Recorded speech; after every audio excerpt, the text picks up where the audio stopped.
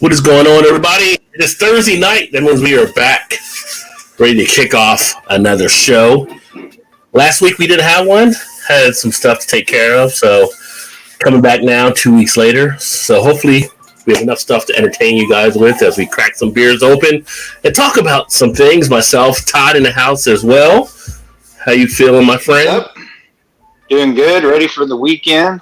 Ready for a couple beers tonight. It was kind of a hectic day at work today, so it's always time for a beer. Yeah, you got that right. I had a short week, and it felt like a long week for sure. So I get off Monday, and by today I feel like I've been here the whole week. So sometimes you get penalized when you take time off because you got to play catch up on things. But yeah. Anyway, I'm looking forward to the weekend for sure.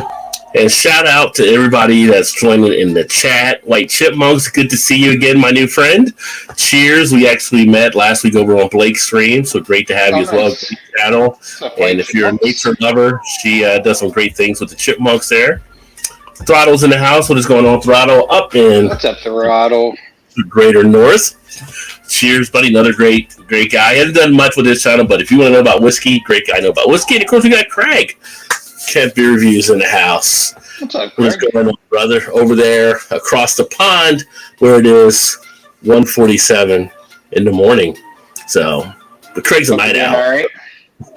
yeah. Hope you're doing well there, Craig. And I know you pretty much are. I think I'm catching up on your videos finally. So Craig makes some great beer videos, and if you haven't checked him out, make sure you check him out as well.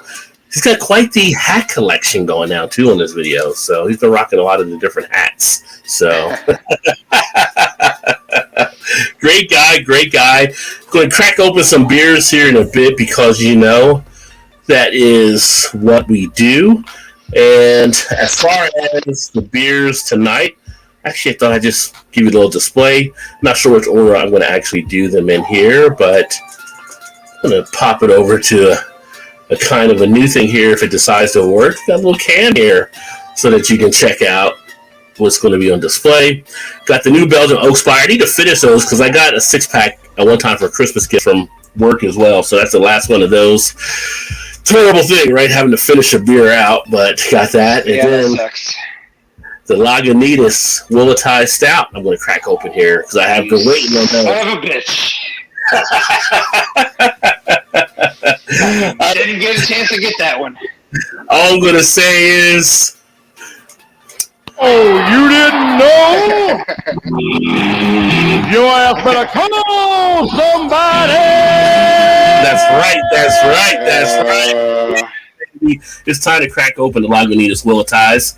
Let you guys know what I think about that one. And depending on how night's going, I haven't cracked open the Southern Comfort 50 ABV 100 proof that I picked up. I ended up picking that up a while back, so I may have a little sip of that. It is still a school night, even though we are heading into the weekend. So we'll see what we're going to have there. Todd, what do you got over on your side tonight? I'm going to crack open one of your favorite breweries, I think one of your favorites, High Wire Brewing Company. And sour smoothie, chocolate raspberry. Ooh. Tart wheat ale brewed with raspberries, cocoa nibs, and lactose. And it's part of their sour smoothie series. Very nice. And on deck, I've got a Duclaw Brewing Company, Retribution Bourbon Barrel Aged Imperial Stout, which is from 2019. Oh, nice. So I'll warm up a little bit while I drink this other one. That should be pretty tasty. I'm liking the selection there. So those are the first two on deck there, and one up and one in the hole. And I got one in the refrigerator, but we'll see. See how it goes. You think you're not saying you're in prison, one up, one in a hole, saying that, you might run into some trouble if you use the time up. I'm just saying. True. What kind of lingo out there? I'm talking about the beer, man. I'm talking about the beer. The beer, man, the beer. The Todd went sideways. He might be in prison. Don't get bit over, Todd. Daryl, what's in the house? Daryl Mack in the house. Always good to see you. Hopefully you're having a great week, my friend. Hadn't spoken a bit, so usually you catch the show, I know, but last week we didn't do it. And last week I had a couple people that reached out, make sure everything was okay. Yeah, everything was fine. And just Todd knows, and all you guys know, that you have a home. You're not always just a homeowner. Sometimes you're also the handyman. And so I had to deal with the dishwasher last Thursday that wouldn't drain. I had to get working before I wanted to throw some dollars out to the plumber, and I was able to get it all taken care of. YouTube's a wonderful thing, and that you can always find a way to fix stuff. And rather than me shelling out probably $100, $200, I only shelled out like $8, if that. Not even $8. It was just like 2 things I had to get. It was like $3. So Rajay deal in the handiwork as well. So there you go. Always Vanessa says hello, everyone. We got James in the house. Rampant Lion, also overseas. What is going on, my friend? Cheers, brother. Good to see you. Let's see here. And White Chipmunk said hello to Vanessa. Vanessa says, I will drink a blonde hooker tonight first. Wow. Wow. And I'm not saying wow because of the blonde hooker. I'm just saying wow, Vanessa's not having a stout. Unless it's a blonde stout. One of the white stouts with the blonde hooker name. Usually Vanessa's all stout, so stretching it out a little bit here.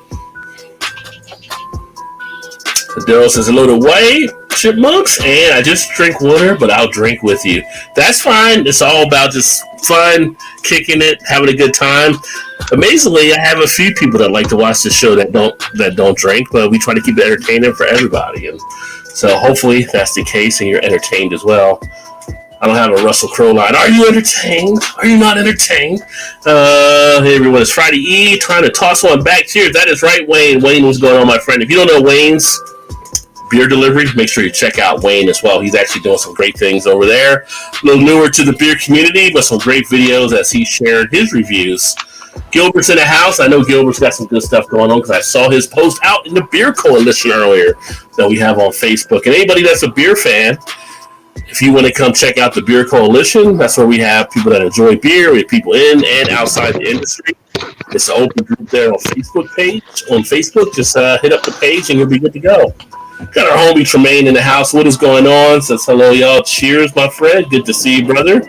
You got some technical difficulties going on there, Todd? What is happening, brother? Like you're switching all around? I had some Bluetooth speakers on and accidentally hit them, and now I can't get it reconnected, so I switched headphones. I don't know. I see you over this stuff up. we need IT online. Anybody in IT want to take a call from Todd real quick? Can you hear me okay now? Yeah, I can hear you coming through. Okay. And White Chipmunk said hello to Wayne and Eric as well. When I said new fridge installed last weekend, largest I've had in my home in years. Is it one of the double door steel type ones? Ice maker on the outside. Push a button, it tells you what's in the fridge. My wife's pushing me for one of those things. I'm like, just open the door. Well, I want to hit the button and see what's in there. But you can just open the door and you'll see what's in there too. So yeah, right. Technology spoils us all at some point, I guess. Is it one of those that'll hold a conversation with you? Yeah. Alexa, I ain't talking to you right now. You just order some orange juice. I'll get to you later. New dump trailer used for projects too. That reminds me of an episode. You ever watch Family Matters? You used to watch it when it was on? Yeah. Oh yeah. I remember there was an episode where the 2 gay guys, they got a new fridge and it talked to them. So they were getting jealous of each other because they'd be coming home from work and the other one would have like a glass of wine, sitting talking to it and letting all its emotions out to the refrigerator, letting his emotions out. And he's like, "You've been cheating on me with her again, haven't you?" It was funny. That's what made me think of that, like a talking refrigerator. It'd tell them how to, recipes for cooking and stuff like that. It was pretty good. Was there an episode when he told the refrigerator, "You're as cold as ice"? Oh. Go ahead. I'm going to crack open the Oak Spire first here. Oh, you know what? I never did switch the camera back. Everybody's like, "Why is just Rod's beer bottles there?" So I'll switch that back over. Got to switch to the other camera. I was so busy hitting the comments, forgot to switch it back. There we go. Sweet. So crack open the Oak Spire using the best damn bottle opener ever. Yeah, I'm still going to talk about this thing because this is kind of one of the coolest things that's so basic. Why not? Yeah. You still see the bottles. If I don't know if he's tried to switch it or not, but I did switch it. Did I switch on yours? it didn't switch on mine. I see myself on the video here. Are you sure you're not having tech thing? Does everybody else see me out there? Or do you guys see beer bottles? Hell, I don't know. Probably is me. Usually is. If anybody doesn't see me, let me know in the comments. But as far as I'm seeing, unless 3 are screwing with me, which they could be doing. It looks good on my end. But if you haven't seen the Oak Spire, there's a look at it right there. Nice clarity, nice dark copper color, nice cream head. And this year is the old fashioned they did. So it's the second year having that beer. Shout out to Jimmy, Cuff and Stuff Barbecue. What is going on? If y'all don't know Jimmy, make sure you check him out as well. He's doing some great stuff over there, great cooking on some of the different grill. And guess what? We might be in the 50s to 60 this weekend. So I may actually fire up the grill. And I may do a video. I don't know if I'm going to do a video on the grilling. If I do a video on the grilling, I might put it on the food channel. But then if I do a beer while I'm doing it, I'll put that on the beer channel as well. Or I'll put them on both. I don't know. I haven't decided yet. But at 56-something degrees, I feel like it should be a grill on the weekend. For sure. Yeah. Are you a person that has to grill when it's just warm, or can you grill all year round? I know people that grill in the snow. I mean, they don't care. They're going to grill. They're going to grill. Yeah, I'll pretty much grill all year round. I don't grill as much as as it gets colder, but I will fire it up though in the wintertime. Yeah. Now, I don't know about with a bunch of snow on the ground or anything, but as long as I can get to the grill and it's fine.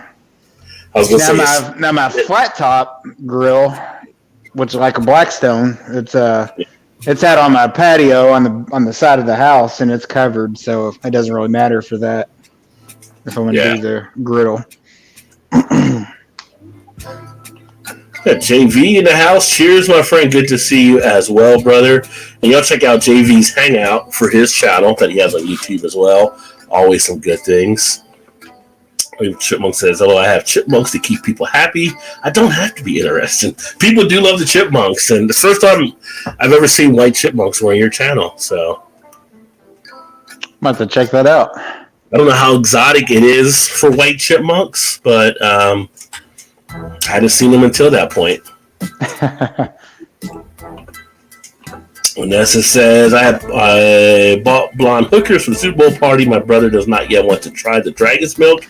Yet, be an operative word. But you got to get him into like a full Nelson or something. You got to drink this. Like, he'll drink it. I'm not going to let go. Now, the first part of that sentence is very interesting. If somebody's just tuning in and saw that, bought blonde hookers for the Super Bowl party.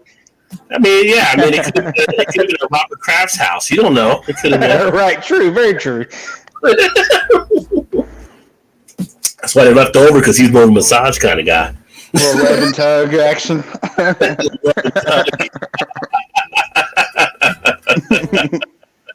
Where's my towel? Oh, here. Cheers, Jerry.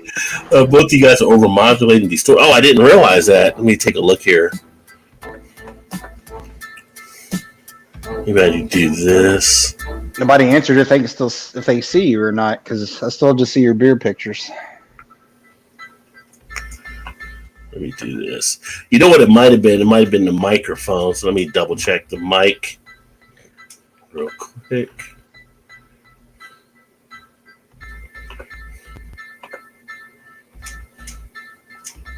Still have times when dealing with this thing, it can be a little screwy.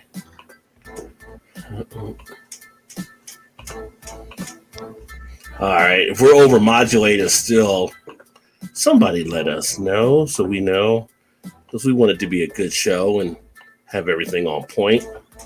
But it's hard to keep up on everything. You need a tech guy.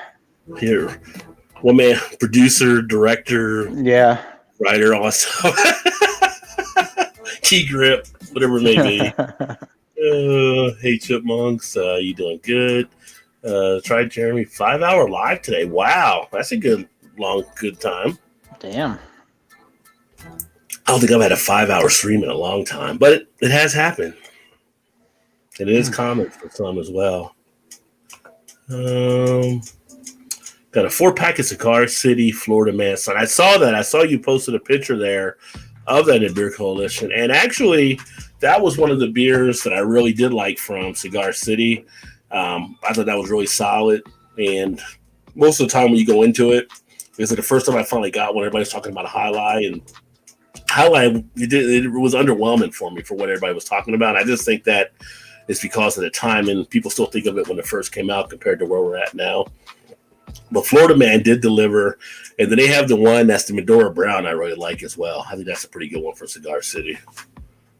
Yeah, that one's pretty good. Which one is that Florida? The one he's drinking, is that the wheat one? The Florida Man, I think it's a double IPA if I remember correctly. Oh, okay. I remember it being tasty, but I think it is a double. Couldn't remember. Not those lovely fridges with the 6-foot tablet on its front. No. That's the ones that you see out there now.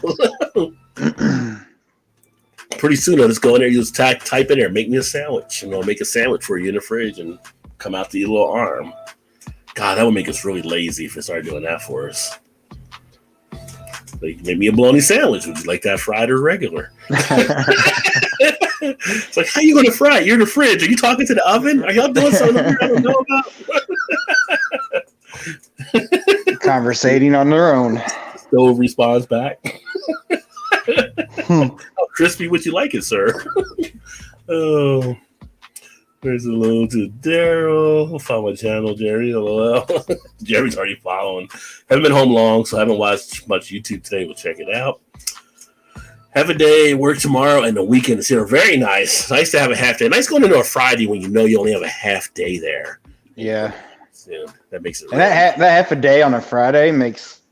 So you wouldn't think it'd make a much difference, but it makes a big difference. It feels like you have a whole weekend, and a day, even though it's just a half a day. Yeah. Let's see. I think that was the mic. I think I adjusted it there, Jeremy, as well. He said both were coming through on the mic, and I think the mics were turned up too high, but they were both adjusted. So hopefully it should be coming through now.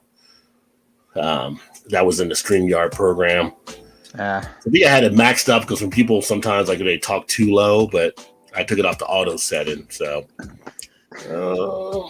Can anybody else see you? Because everybody else sees me. Well, it's just me then. Yeah, I don't know. You know what I think it is? Whenever you have those headsets, something screw up, it locks your computer up or something. You almost have to refresh to come back in. Should I go out and come back in? If you just hit refresh or reload, I think it does it. Oh, it does? I think it does.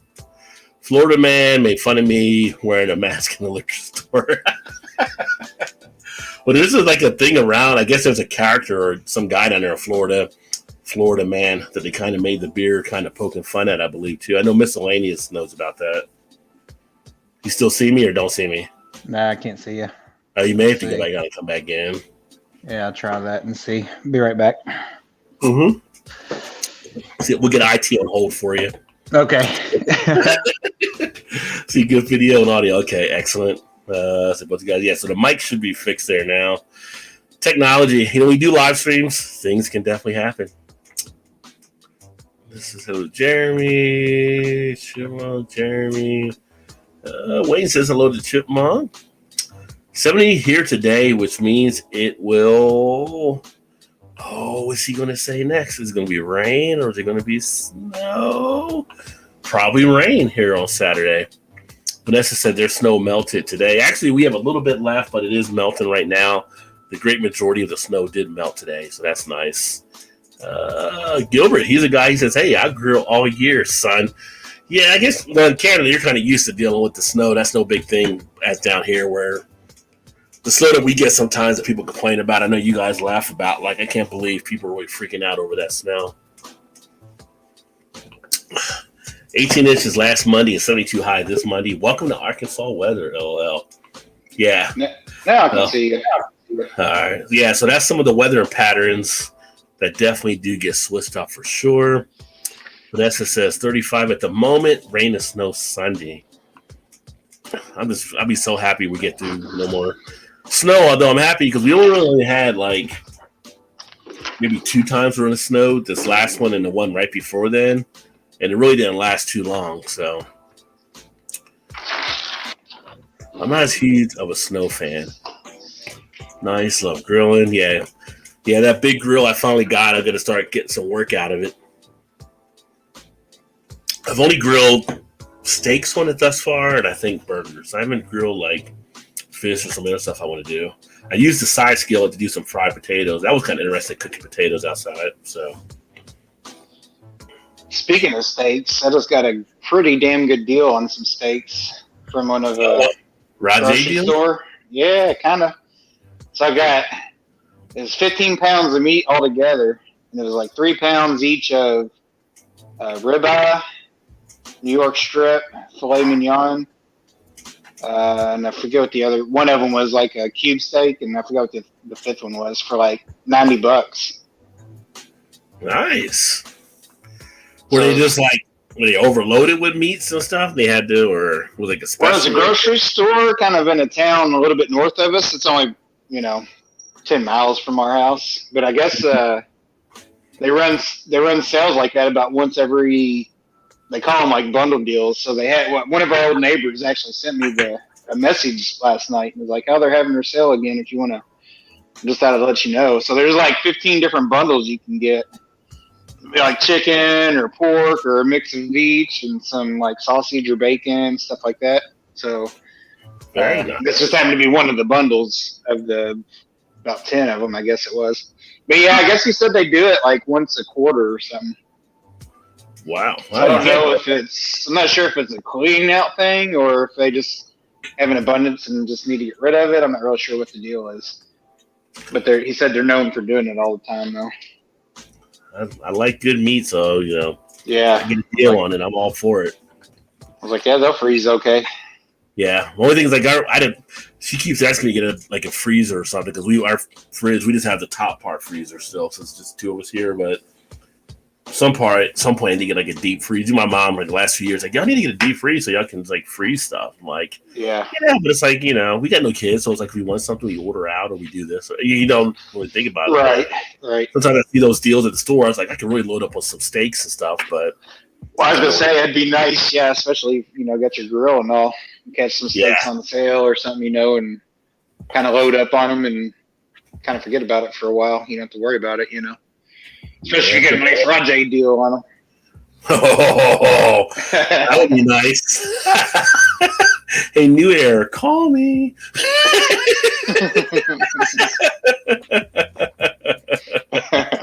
Yeah, I would love to have a deal on a freezer. But I know I may have to look at actually shopping for one this year that I think about and stuff. Maybe at Costco or something too. I know people. I ain't got a Costco membership, but I've been thinking about it, and people love the deals out there. It seems. I wish we had a Costco on our side of the river. We've got a Sam's Club, which we're a member of, but I always hear good things about Costco. I just like to see what the differences are in them. Yeah. This said lots of chipmunks in her yard. My brother says trap. A couple years ago, we drove in the drive one day and 10 chipmunks were sitting on the patio wall staring. Wow. And Siberian chipmunks, they're only found in Europe, Russia, and Asia. I am one of the only people in North America who has them. Wow, that's something. I wonder if you can incorporate that into your YouTube channel as far as because that would probably draw a lot more viewers there as well, being that you're one of the few that have it as an American to have those as pets would be awesome. And that people can kind of learn about the history of them with you for sharing stuff. What you may be doing, because I just started watching the channel, but maybe you've done that. But that's an awesome selling point that not many people can have them in North America, and you're one of the few. Wayne sees both of us there, and relative is the creator of the Blonde Hooker. Oh, okay, nice. It's always nice to have someone that's a brewer in the family. Heck yeah. Sounding great now. Cool. All right. That's the JV. He's like, maybe he's IT. He's our sound man. Maybe he's the IT guy. You know? There you go. Get JV as a producer gig here for the show. What's everyone drinking tonight? I'm down in a regular beer Wayne said. Well, Wayne, I'm actually drinking a Oakspire right now. I showed earlier that I have this from New Belgium, and then I have one of the Lagunitas Willatize stouts that I'm going to drink, and I might have a little Southern Comfort just to have a little bit of a whiskey tonight. And I'm drinking the High Wire Brewing Chocolate Raspberry Sour Smoothie. So are they open now near you in Louisville? Are they open there? Like, can you go not yet. Not yet. I think they're a couple months away yet still. Nice. We also have on our side of the river, they're wanted to say Bell's, but not Bell's, but Upland. Upland is opening up a restaurant / brewery here also. Yeah. So they're in the old used to be a Buckhead's restaurant right there on the river. Yeah, our Buckhead's is still open, by the way. I know yours closed down there, but yeah. Ours is still open up here. Wonder if yours might be the only one left open. I don't know. I mean, they close all the ones here. I think. Even with being kind of spread out now, I think they're still getting business in, which is good. Yeah, I don't know. I just thought that was weird that it closed too. So I was just wondering if it was a ownership type thing. They just wanted to sell and close some down, or if they were just doing that bad. Because locations of those things are phenomenal. Like ours here is right on the river, also.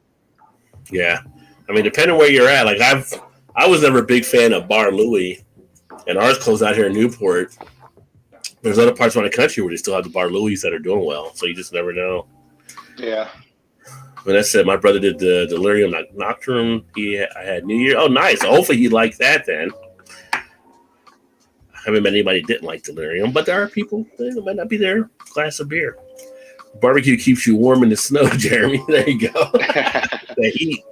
We got Ron in the house, Mr. Ron Sutton. Cheers, my friend. Good to see you. What's up, Ron? What are you drinking tonight? Is it hams or is it something different? Oh, you know it's a hams. He's been getting out of the hams a little more recently. Oh, so. okay. You got Dee in the house. What is going on, brother? The picture I sent you. Dee? I did. I responded to it. I think on the messenger, the one I sent earlier. I don't have my phone next to me, but I responded back if it was a Rod J deal. Cheers all. Hey, Dee. For Cracker Cigar City kind of Blue Moon version is good. Yeah, I've heard of that one. Oh, yeah. Well, that's supposed to be pretty decent. That was the one I was thinking of. Yeah, that's pretty decent. EB in the house. What's going on, my friend? Cheers. What's up, If Alan? you don't know Eclectic, make sure you check out Alan. I mean, I'm just spitting into the wind right now because he's blown up like crazy on his channel. And over 27,000 subscribers now, just catching fire like crazy. And now he's doing the English teas and snacks. And I watched a little bit earlier on B&A during my lunch break at work, and he got a box that had all kinds of goodies in it. So, dude's rolling. If y'all don't know EB, I don't know what y'all doing with y'all life, but y'all need to be definitely. No kidding. So,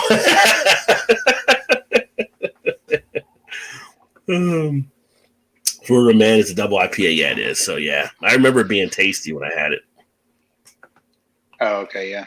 They have ovens that are also refrigerators, programmable to go from fridge mode to cook. See, I mean, there's your fried bologna sandwich made in one spot.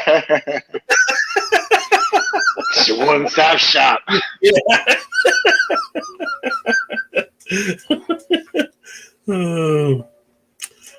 there. Hello, Wayne. Hello, Alan. There's EB. What up, JV? And if you're wondering, EB has the fancy green writing on his text because he is part of the members to the channel. So he's one of the members there. And if you guys want to become a member, there's different things that I share there that I'll be sharing with the members. But shout outs and stuff like that, for if you have a YouTube channel or other social media, that'll be part of your membership. And there's other things that I'm working on probably this weekend I'm going to be adding there as well too. So if you guys want to check into being a member, that's all in the description as well. And it says, what's up, White Chipmunks? Not much, my friend. You, yeah, not too much on. We were supposed to have a basketball game tonight for West Virginia that got canceled because of the COVID stuff with Baylor. So, not much. A little tired. And Tremaine says, "Cheers, y'all." Still trying to get down to the comments. And cheers, CP, cheers, cheers, cheers. I'm kind of hitting the cheers. I'm on the cheers run right now. Cheers, And cheers, we might cheers, get flagged by cheers. NBC. You say cheers all the time. See Norm walking the door.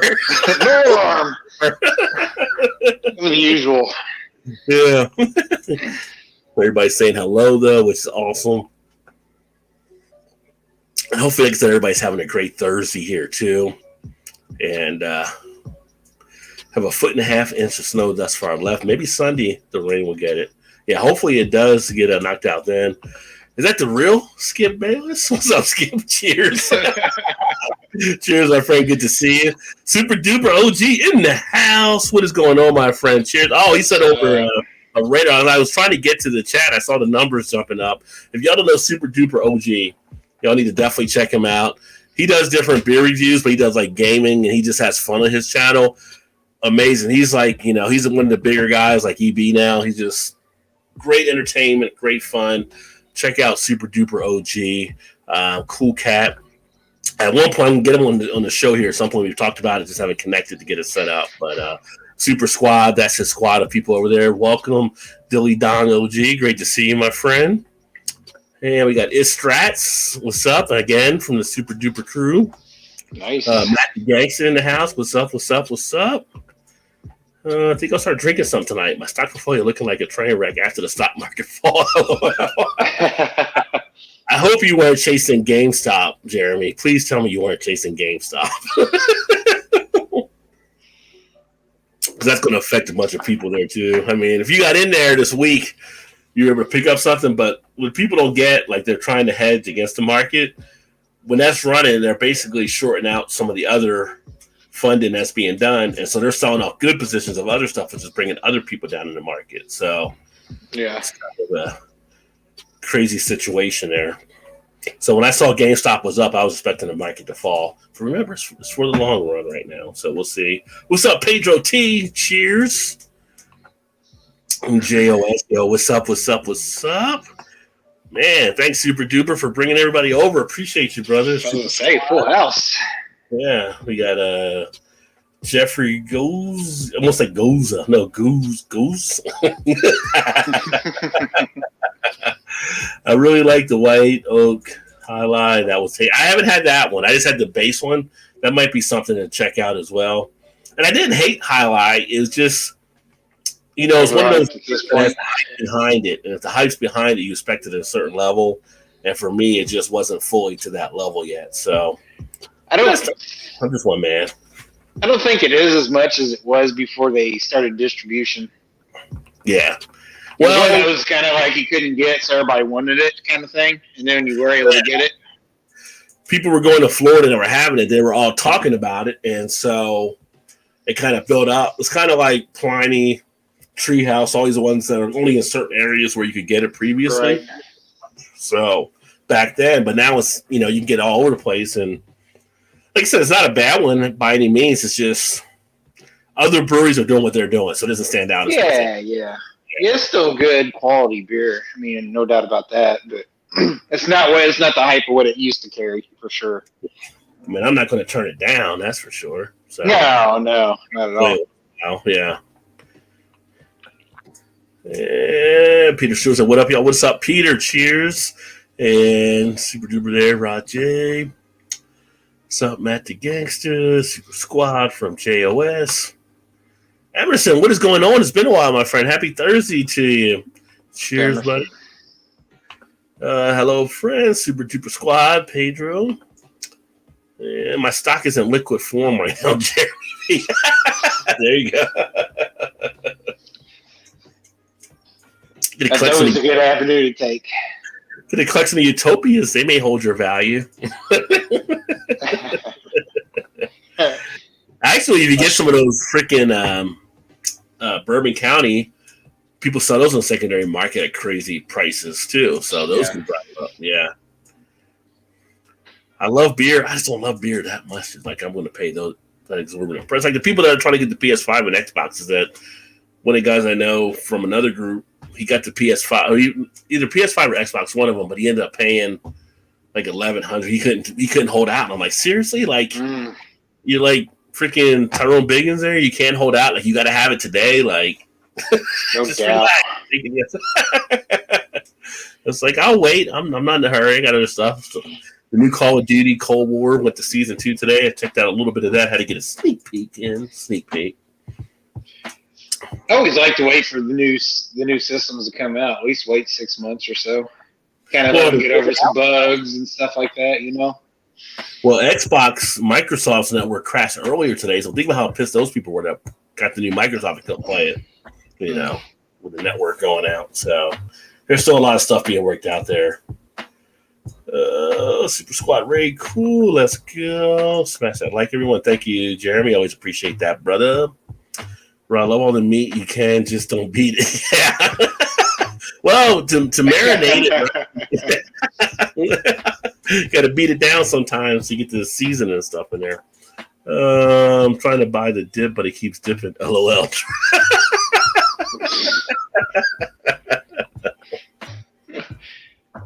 Those places that get snow or got used to that stuff. Where I am, we get a blow off the lake and it dump more snow in 4 hours. Yeah.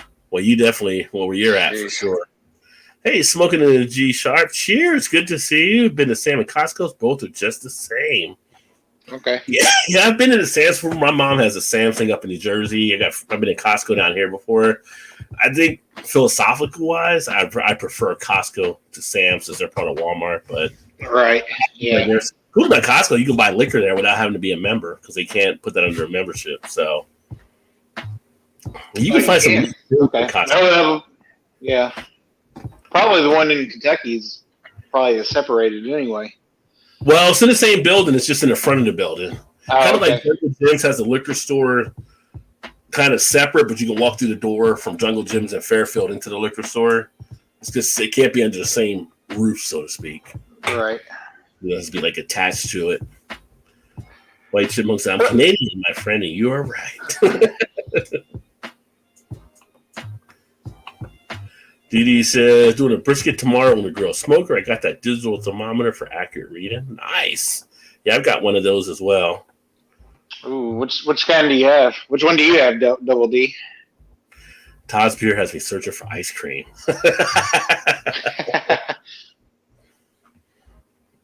Rob, what kind of thermometer do you have? What was that one you said again from Highwire? Chocolate raspberry.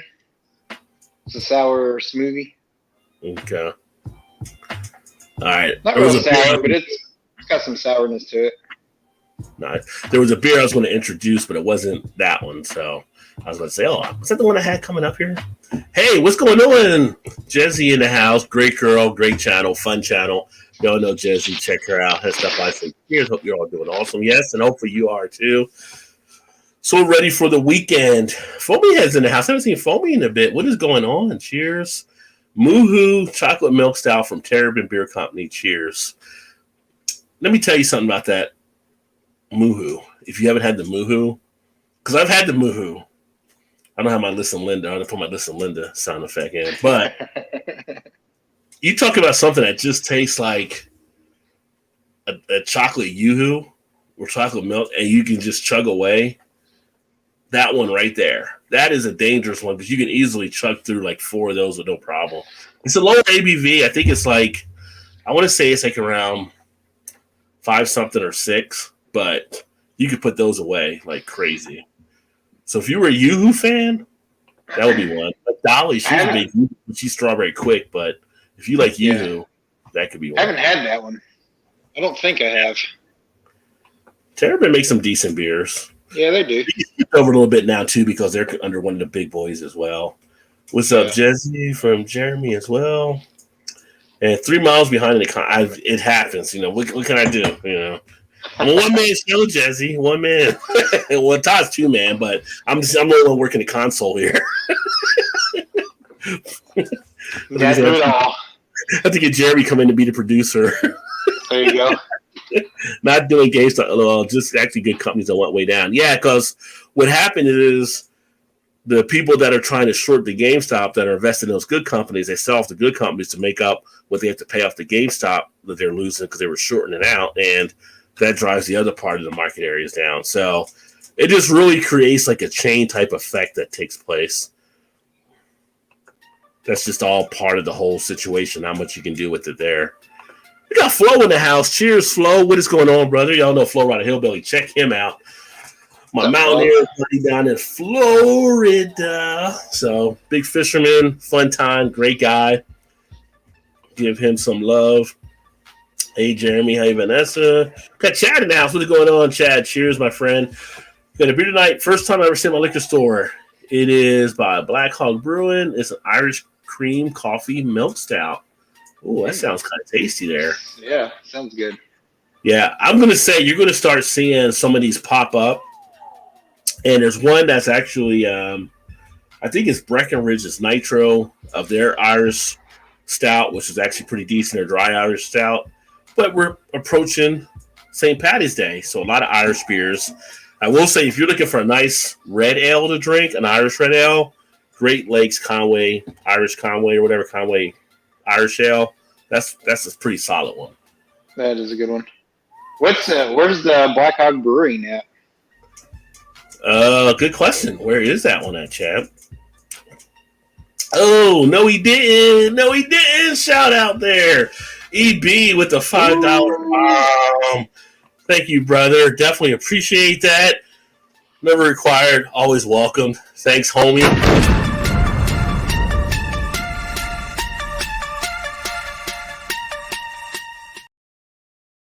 Much appreciated there. So, EB, great guy. Like I said, check out this stuff. He did a walk around Charleston the other day.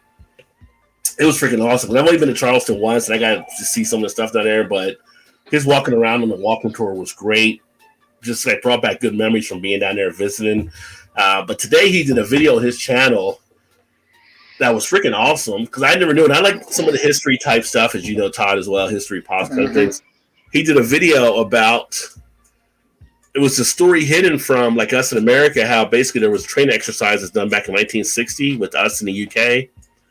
And they showed how America was versatile with getting bombed or nuked. So they ran these training exercises twice, back-to-back years, and they had 700 planes get through it. And if they would have been like bombing us, they would have nuked our cities. Oh, wow. They had the technology ahead of us. So we like buried the story for like all this time because, you know, how embarrassing that is. Like, you know, we're supposed to be the biggest superpower. It's like, oh, we found your holes. You know, we can do this and that. Luckily, it never got out. And of course, they didn't want to get out at that time because you imagine how much of a panic that would have caused the people to see that we were that vulnerable. But really cool. And that's what I like. If you don't know, like the thing about EB's channel, he puts the research and stuff in on stuff too. So he adds that extra layer to it. So it's not just him. You know, we look at people doing reaction and stuff like that out there. It's not just him, you know, blown into the wind. He actually puts the work in, which is awesome. That's why he's having great success. So again, y'all don't know Alan, check him out.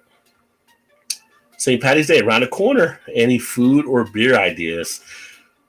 I usually like to get a few of the Irish type beers to actually kick back and enjoy. I like to see what some of the independent breweries are doing or some of their takes. I mean, you can always get Guinness. You know, you can always get like some of the Baileys and do like a, you know, car bomb, something like that. And which, if you're ever in Ireland, by the way, it wasn't me. It was a guy I worked with one time. He went to Ireland. He asked for a car bomb in the bar. They're not very fond of that term. So don't ever ask for a car bomb over there. You know, the IRA thing is still a little bothersome. But I like to get something like that, or I may have some Jameson. I mean, I like to have a little bit of something around the Irish holiday. What about you, Todd? Anything you like to kick back and? Nothing in particular. I'm kind of like you. Something Irish, some kind of Irish stout or something like that. You know, something that you can find, preferably, you know, local or small brewery. You know what's a funny thing? I've never had a green beer. I've never done a green beer. Really?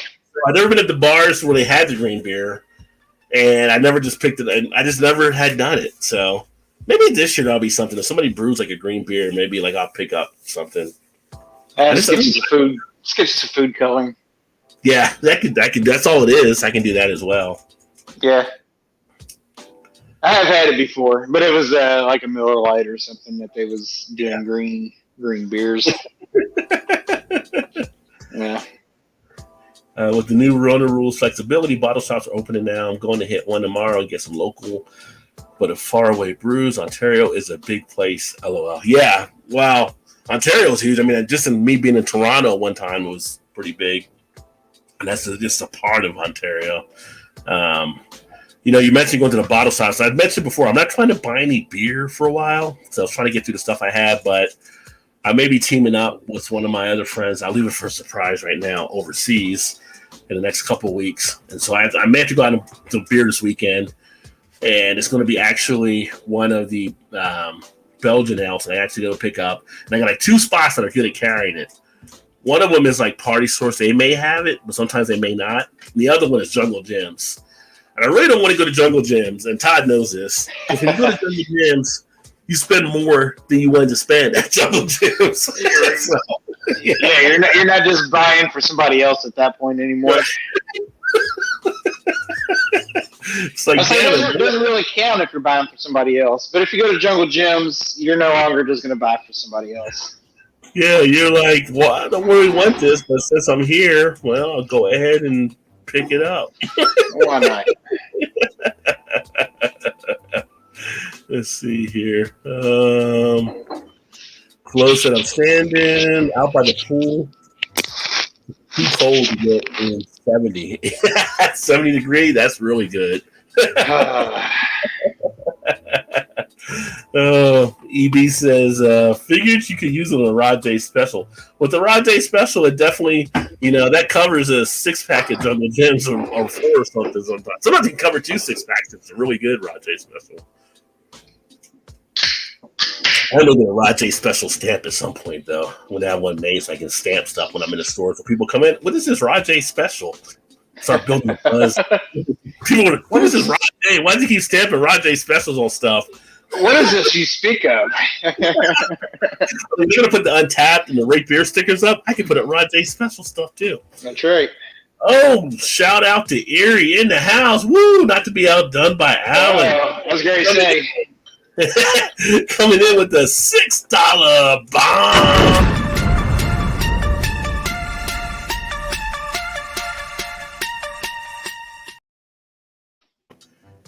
And then right behind her, we got Emerson in the house. What? Dang! Coming in with the $5 bomb. Stop being fancy and grab a 6 or PBR. And bump it below. Real talk. Hashtag USA, USA, USA.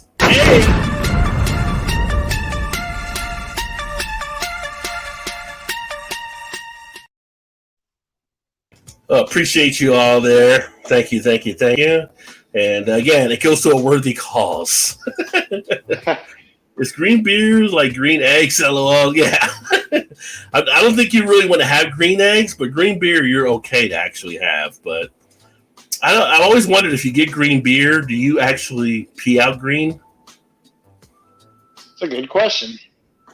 I don't know. I've never had enough of them to do that. Yeah, I don't know if it does anything like that. I mean, some things you can have and it'll affect, when you pee it out and stuff like that. But I'll just hear green beer, I guess there's only one way to find out, though, right?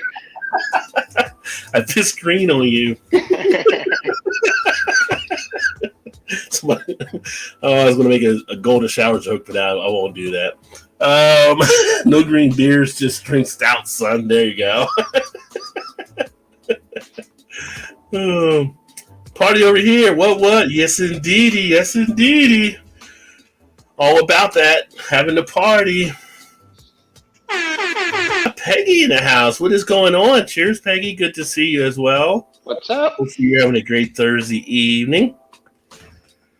And had a green dream of a green apple candy sour with lactose from Martin House Brewing Company. It was green. Yeah. I mean, I've had other color beers. I just never went out for the St. Patty type beer, and got the green. Jesse said, if you're peeing green, go to the doctor. That might be the concern, yeah. Yeah. What's the other commercial? Might be other problems there. The other commercial is if it lasts longer than 4 hours, you should see a doctor. But it's like, doesn't she have friends? I mean, why go to a doctor? She has friends, I'm sure. Oh, let's see. Tremaine said, Rod killing it with the beer money. LOL. I appreciate all of you. It's just, like I said, it's never always required. Always, when people do it, I always appreciate, I'm here to entertain, have fun, and hopefully you guys enjoy. So sooner or later, I'm going to get to the beer news. I do have beer news and stuff here as well. Let's see. Peggy also said hello to Vanessa. And if you're over that there. Oh, we got Christina in the house. Moose Gal. Cheers. What's up, Moose? And Chad says corned beef St. Patty's Day. Well, there you go. I know I have a lot of friends here in Cincinnati that they will eat corned beef on St. Patty's Day for sure. And then Jezzy says hello back to Moose Gal as well. So I think the time is now. Well, let me do this here. Get this baby open. Gonna crack open the Lagunitas Willetized Stout. One that is looked forward to by a lot of people every year. So I should have got both of them. When I got this, I got 1 4-pack. There were 2 there. I regretted not getting the second one as well. Yeah. That's on you. Yeah, that is. Shout out to the Beer Patrol. I just cracked open my other one also. Nice. Retribution. The Claw. How's that one taste? Pretty good. Nice, and the couple years on it definitely mellowed it out, I think. So being 11.5%. So it's got on here, which is kind of cool. It says date in barrel 4/26/19, date out of barrel 10/30/19. Man, so 6 months in the barrel. I get the booziness coming right out of it, and you get the whiskey jumping out of the bottle. I feel like in my head it's like Dave Chappelle voice. It's whiskey, son. I can't believe I missed that this year because I've had it every year for the last 2 or 3 anyway. ABV on this year's is 13.1%. Oh, nothing wrong with that. Yeah, coffee stout aged in rye oak barrels. Oh, yeah. Or as Joe D would say, oh, yeah, baby. Nothing wrong with that. Oh, that is smooth. Oh, nice feel of the coffee and the rye.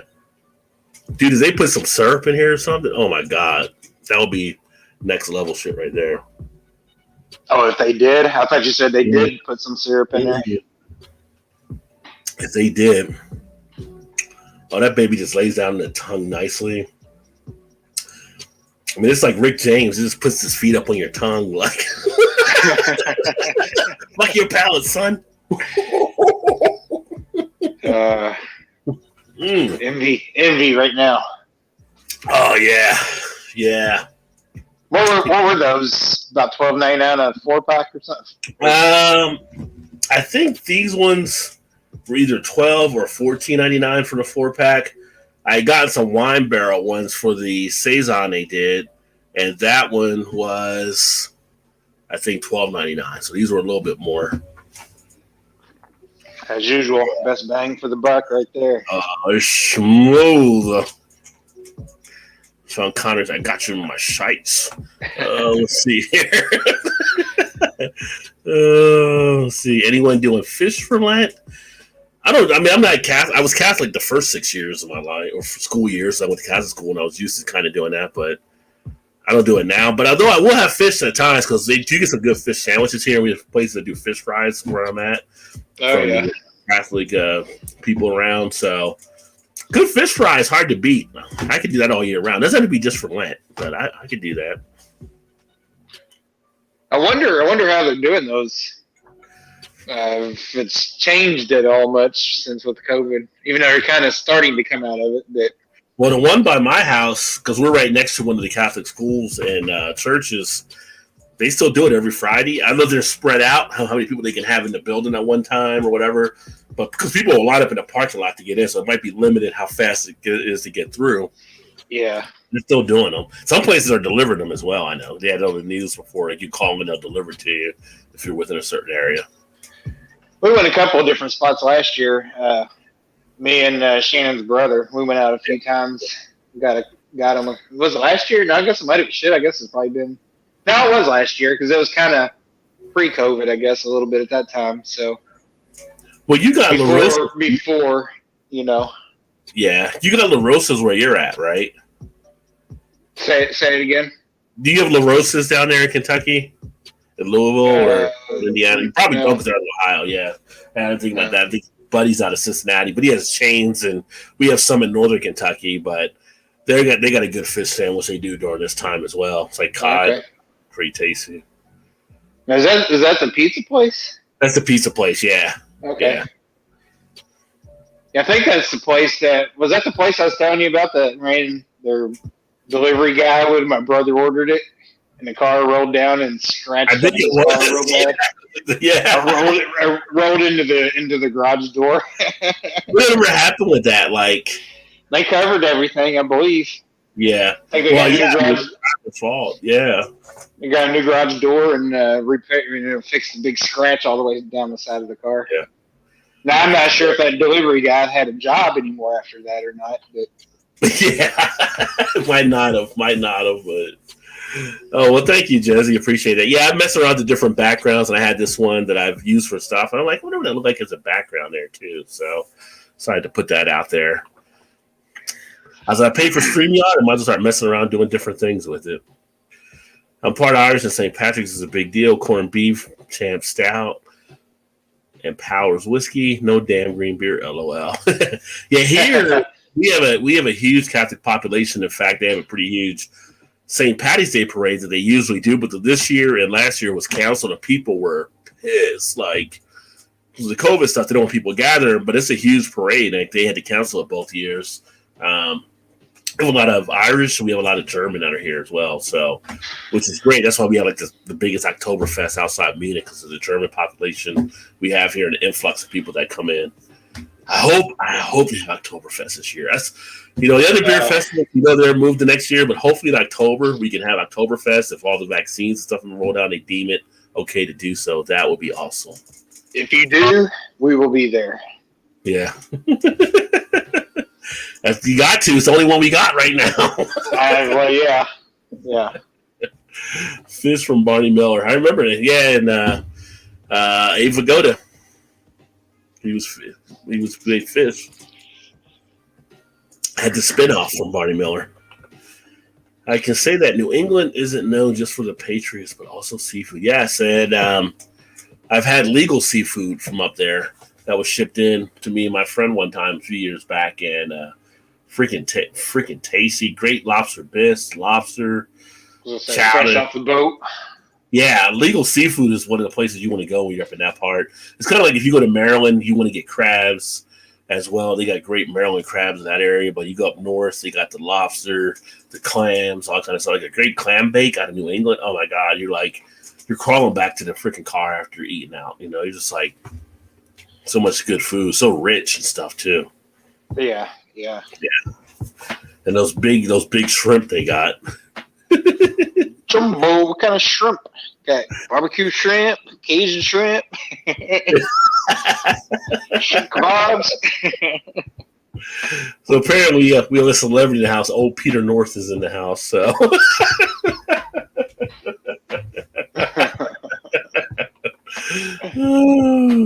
Yeah. It says, hey, Rod, ever get people, fans outside the U.S. tuning in for a good time? Yeah, I mean, Craig's here. He's kept beer reviews. He's actually over in the UK. James, I can't remember if James is now back in Sweden. I think he is back in Sweden now, but he was here earlier, so he tunes in. We got Harry's over in the UK and Peter. They're 6 hours ahead of us. So right now for them, or 5 hours, I'm sorry, they're at 2:45 right now. So for them, it's a little late to actually be tuning in, I guess. Was it Germany that one night when all those people chimed in that one night? Remember a couple of years ago? Well, one night we had like 50 different German people came in from a raid and everything. Yeah. Yeah, that was a fun night. So yeah, that was crazy. Joe was trying to keep up on the comments. He's like, I can't even read that. I don't even know. He's like, I'm done. I'm just done. I'll read every 10 comments and I'll be done. He's like, right, you want to jump in? I'm like, no, you got it. I think we had like 60, 70 people watching at one time that night. Yeah. Yeah, we get people in. It's funny. I look at some of the stuff from your analytics and stuff like that. But yeah, we get people from overseas all the time that are watching. I saw people like from France, Greece, other areas around the world. It's kind of interesting to see. And I don't know how much a lot of people comment because maybe the language barrier sometimes, but it's definitely nice. EV says, I hear food. I stopped doing research. What I miss, Fat Boy likes food. I don't know. We were just talking about belly. But I was talking about you getting the big box earlier from on the B&A show that you got in. You had the goodies and that and some of the different food stuff that you're doing on your channel now from over in the UK as well, which is freaking awesome. Because I get crabby if I can't find good seafood. That's why people get crabby when they can't eat and they're like, my sugar's low. My sugar's low. I didn't know what that was when I was younger. As I got older, I started to understand what people were like. They had to eat because their sugar was low. Yeah, what do you mean? What does that mean? Yeah. Stiff army kids, get out of the way. I'm hungry. Get out of the way. What's up, Skip? We used to sell U6 shrimp. U6 means you get 6 shrimp in a pound. That's big shrimp. Great for baked stuff shrimp. Yeah, up there. That's what I'm saying. Like you get stuff up there. It's like huge. Some of the stuff I'm not sure if I've ever seen them that big. I think the craziest place I ever got shrimp was down in New Orleans. Or Nolans, as the people say. Nolans. I think it might have been at Pat O'Brien's, but it was like peel and eat shrimp. And coming from Jersey, we say peel and eat shrimp. It's just like, the shrimp's like on the edge of the dish or whatever, or it's kind of in a little platter. Right, yeah. There's a tail on there, so you got to peel off that. No. If they ever tell you peel and eat shrimp in New Orleans, they mean the whole shrimp. So antenna, eyes, legs, shit, everything. You got to peel and eat. You got to squeeze the poop out of it. Yeah, you're going through it, and about 3 or 4 in, you're like, is it even worth it anymore? Is it even worth eating the peel and eat shrimp down? So just they might do it, and Alan might attest, they might do it like in Alabama if you're down in Gulf Shores like that and everything, or if you're down in some of these other coastal areas. They say peel and eat. They mean peel and eat. Peel and eat. They give it to you on a plate, and they give you a big bucket so you can throw the stuff in when you're done. So you could have given us a heads up on that when you met peel and eat. Like, next time, I'll get the po' boy. Thank you very much. Yeah. That you miss it's kind of like I feel it's like crab legs. Like they're so good, but God, is it really worth doing all that work to get just a little string of meat out of it? Yeah.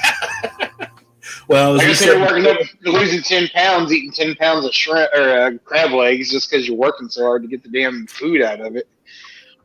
As we said before, if you get crab legs, make sure you get the crab legs as a regular order, not at a buffet because you might get stabbed. Because yeah, leg buffets, and there was that shooting that took place. I think that was in Louisiana when they got in dispute at one of the buffets over crab legs.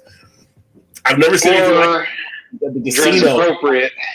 Yeah, it's like you go to a casino and it's crab leg night. Like people are ready to stab. Maybe they lost too much money at the table or the slot machine, but I've seen people almost come to fisticuffs over crab legs before. It's not pretty.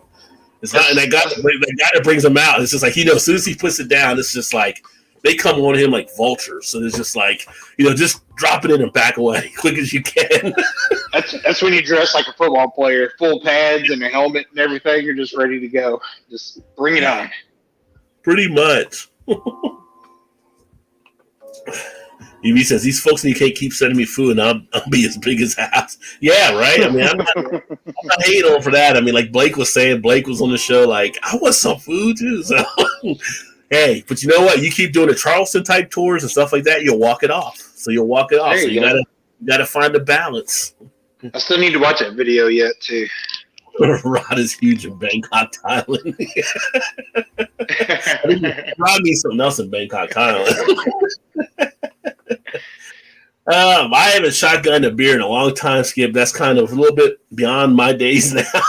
I mean, if I had one here, I'd shotgun. I mean, usually if you shotgun, it's something like a Miller Lite or something like that and everything, or a Budweiser. But I don't have any of those beers really in the house, and I'm not shotgun 16-ounce freaking Hot Butcher. You did one not too long ago out of the boot, didn't you? I did a boot challenge. Now that's a 1 liter boot challenge. I've done that before. Yeah. Yeah, but it's not necessarily a shotgun, but you drink it pretty fast. I don't know if I really did. I don't know. I mean, I did the boot and it was like a minute or something, but I see other people chug things fast. I don't know if it was the boot, because you do have the air bubble. Like you watch Beer Fest movie and you think it was but no, there really is an air bubble that does pop up in the boot when you're doing it. I had like 2 or 3 of them, so I had to stop. But I think it's harder doing that than doing a regular chug for sure. Oh yeah, yeah. But that was maybe I'll do another boot challenge. People seem to enjoy that, but I was fine afterwards. I did that one off of one of the German beers. So had steak pie and pork pie earlier. Steak pie you heat up, pork pie eat at room temperature. Different type of food. I've heard of those with the meat pies, but I mean, are they really like steak and pork inside of each, or is that just kind of a nickname they give to them? Skip says will be awesome. So he sees super always like chugs on his channel and stuff too. So I know why Skip's asking or anything like that. And so they don't get that crazy on Thursday night, Skip. Like a Saturday show, right? Give Sunday to recuperate. Yeah, no kidding, right? Yeah, exactly. Can't be doing that when you got to go to work in the morning. You know, I say that, and now it's almost like I want a shotgun one to prove like I'm not like one of the characters from Cocoon or something. Like he's probably like, what am I, at the old age home or something? Right. About to go Frank the Tank old school. Pill and eat don't mean they do it. That's not full service on pill and eat. That's your job, right? So he knows because he was from Alabama. Like pill and eat means you peel and eat. Yeah. Did you shotguns on the weekends on the stream? And Skip is all about the shotgun. He's all about shotgunning that. Maybe I'll do a shotgun video at one point, Skip. I'd have to get some beer to shotgun just because most of the stuff I do, the majority of it is like kind of craft beer. So I don't want to shotgun that. I mean, I get like one of a kind a lot of the times. But if I decide to pick up something, I can look to maybe do a shotgun video. I have no problem doing a shotgun. I just don't have anything to really do a shotgun with at this point. Oh, I told you I did finally pick up those Pabst Blue Ribbon coffee beers or coffee, whatever, hard coffee. Yeah, have you tried one yet? I haven't had one yet. I'm gonna do it this weekend. They had it by Kroger for $8.99. I'm like, well, Man. I'm not going to get it. It's not going to get any better than this. So I'm telling you, I'm thinking right now, take one of those with the Negra tequila or whatever that drink was we had and mix it together. Oh my God, I bet that thing would be so good. Well, I wonder if I could put like the Jameson whiskey. I got a coffee cask-mate here. I wonder if I could put that in there. Not a cask-mate, but it's the coffee liqueur they have, and put that in there too. That PBR it's good. It's actually pretty good. Everybody keeps saying that, but you'll be surprised. In mind, I'm thinking it's PBR though. Like, why does everybody keep saying it's so good? Like, are people setting me up? But everybody seems to really like it that had it that I've talked to. I mean, I think it's one of those that if somebody were to pour it blind and just sit in front of you and you didn't know what it was, you would have no idea that it was a PBR, I don't think. Yeah. True Todd, crab legs is work. Yeah, it's definitely work getting in there. And it's like they give you a special tool for it with the little mini like fork. Like they give you that in case you need it and stuff. Now I see some people that are pros. They don't need that utensil. They just order a crack joint and just suck it right out. It's like crawfish. I ain't messing with crawfish. One, I really don't see it as a desirable food that I want to eat. But two, there's a lot of working with the crawfish you got to do as well. So yeah. Now my daughter and my brother's daughter, they love crab legs, and I don't know about my niece, but my daughter, she's got pretty good where she can crack and pull it and kind of get a whole string of it out. Yeah. That's usually when I reach over and take some of it off her plate and eat it. Like, okay, thanks.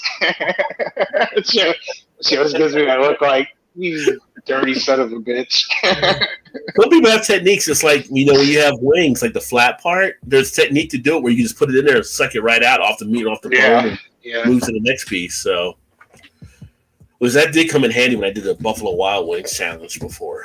I don't know. That'd be kind of. I've never done a chug video, and I've seen some of the groups I've been in. They do chug stuff. Maybe I do a chug video this weekend. I just got to pick up something to actually do it. Like I said, the liter chug, I did that. So doing a can chug would be anything.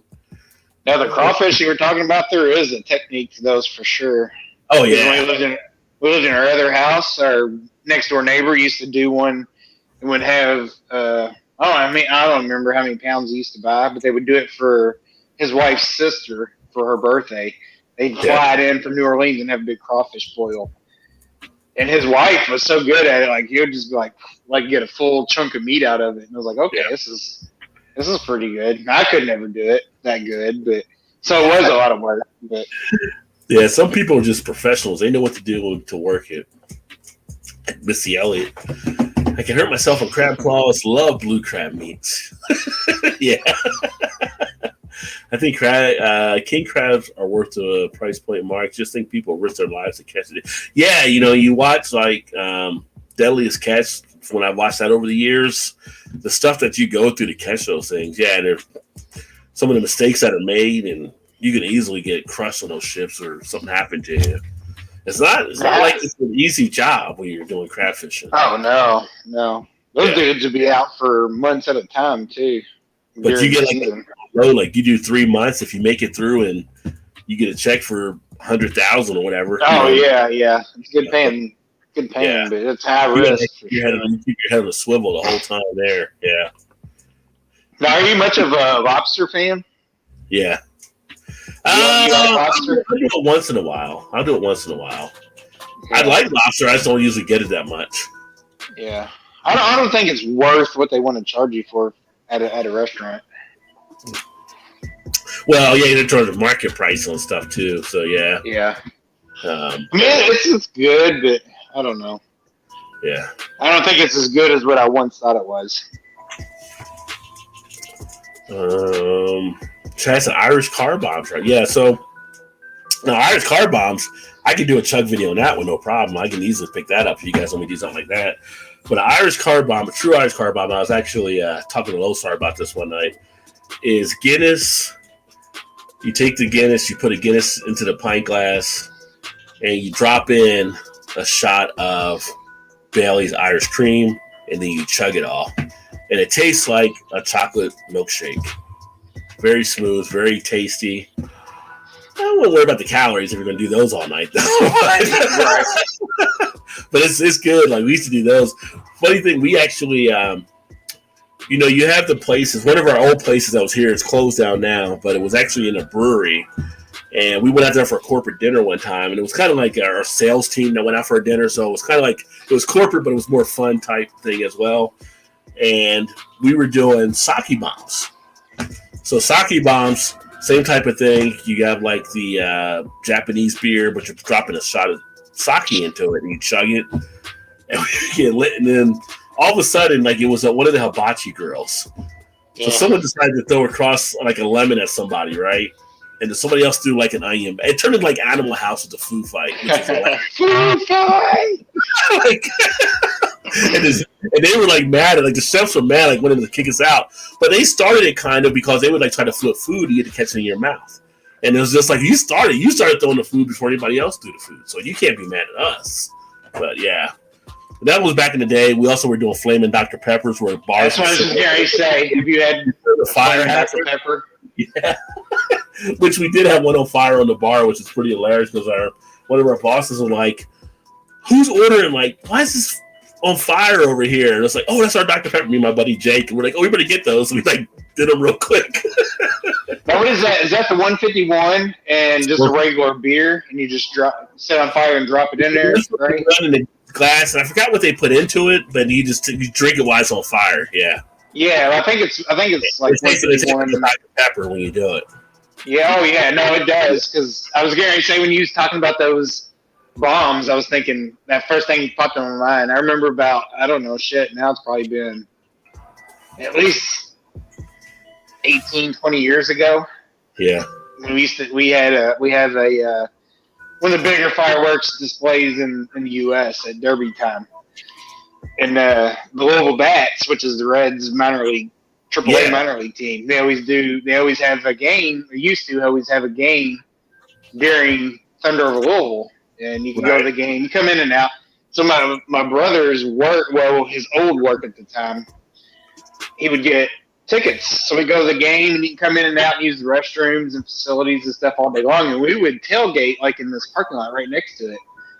So we had the idea about, 3 o'clock in the afternoon, start doing these flaming Dr. Peppers. And I don't know how many I drank, and probably more than a man should drink in 45 minutes. I got sick, and I ended up getting sick and throwing up. But about just so you guys know, Todd drank a bottle of Utopia himself one night, not just thinking about it. So, true. But go ahead. True story.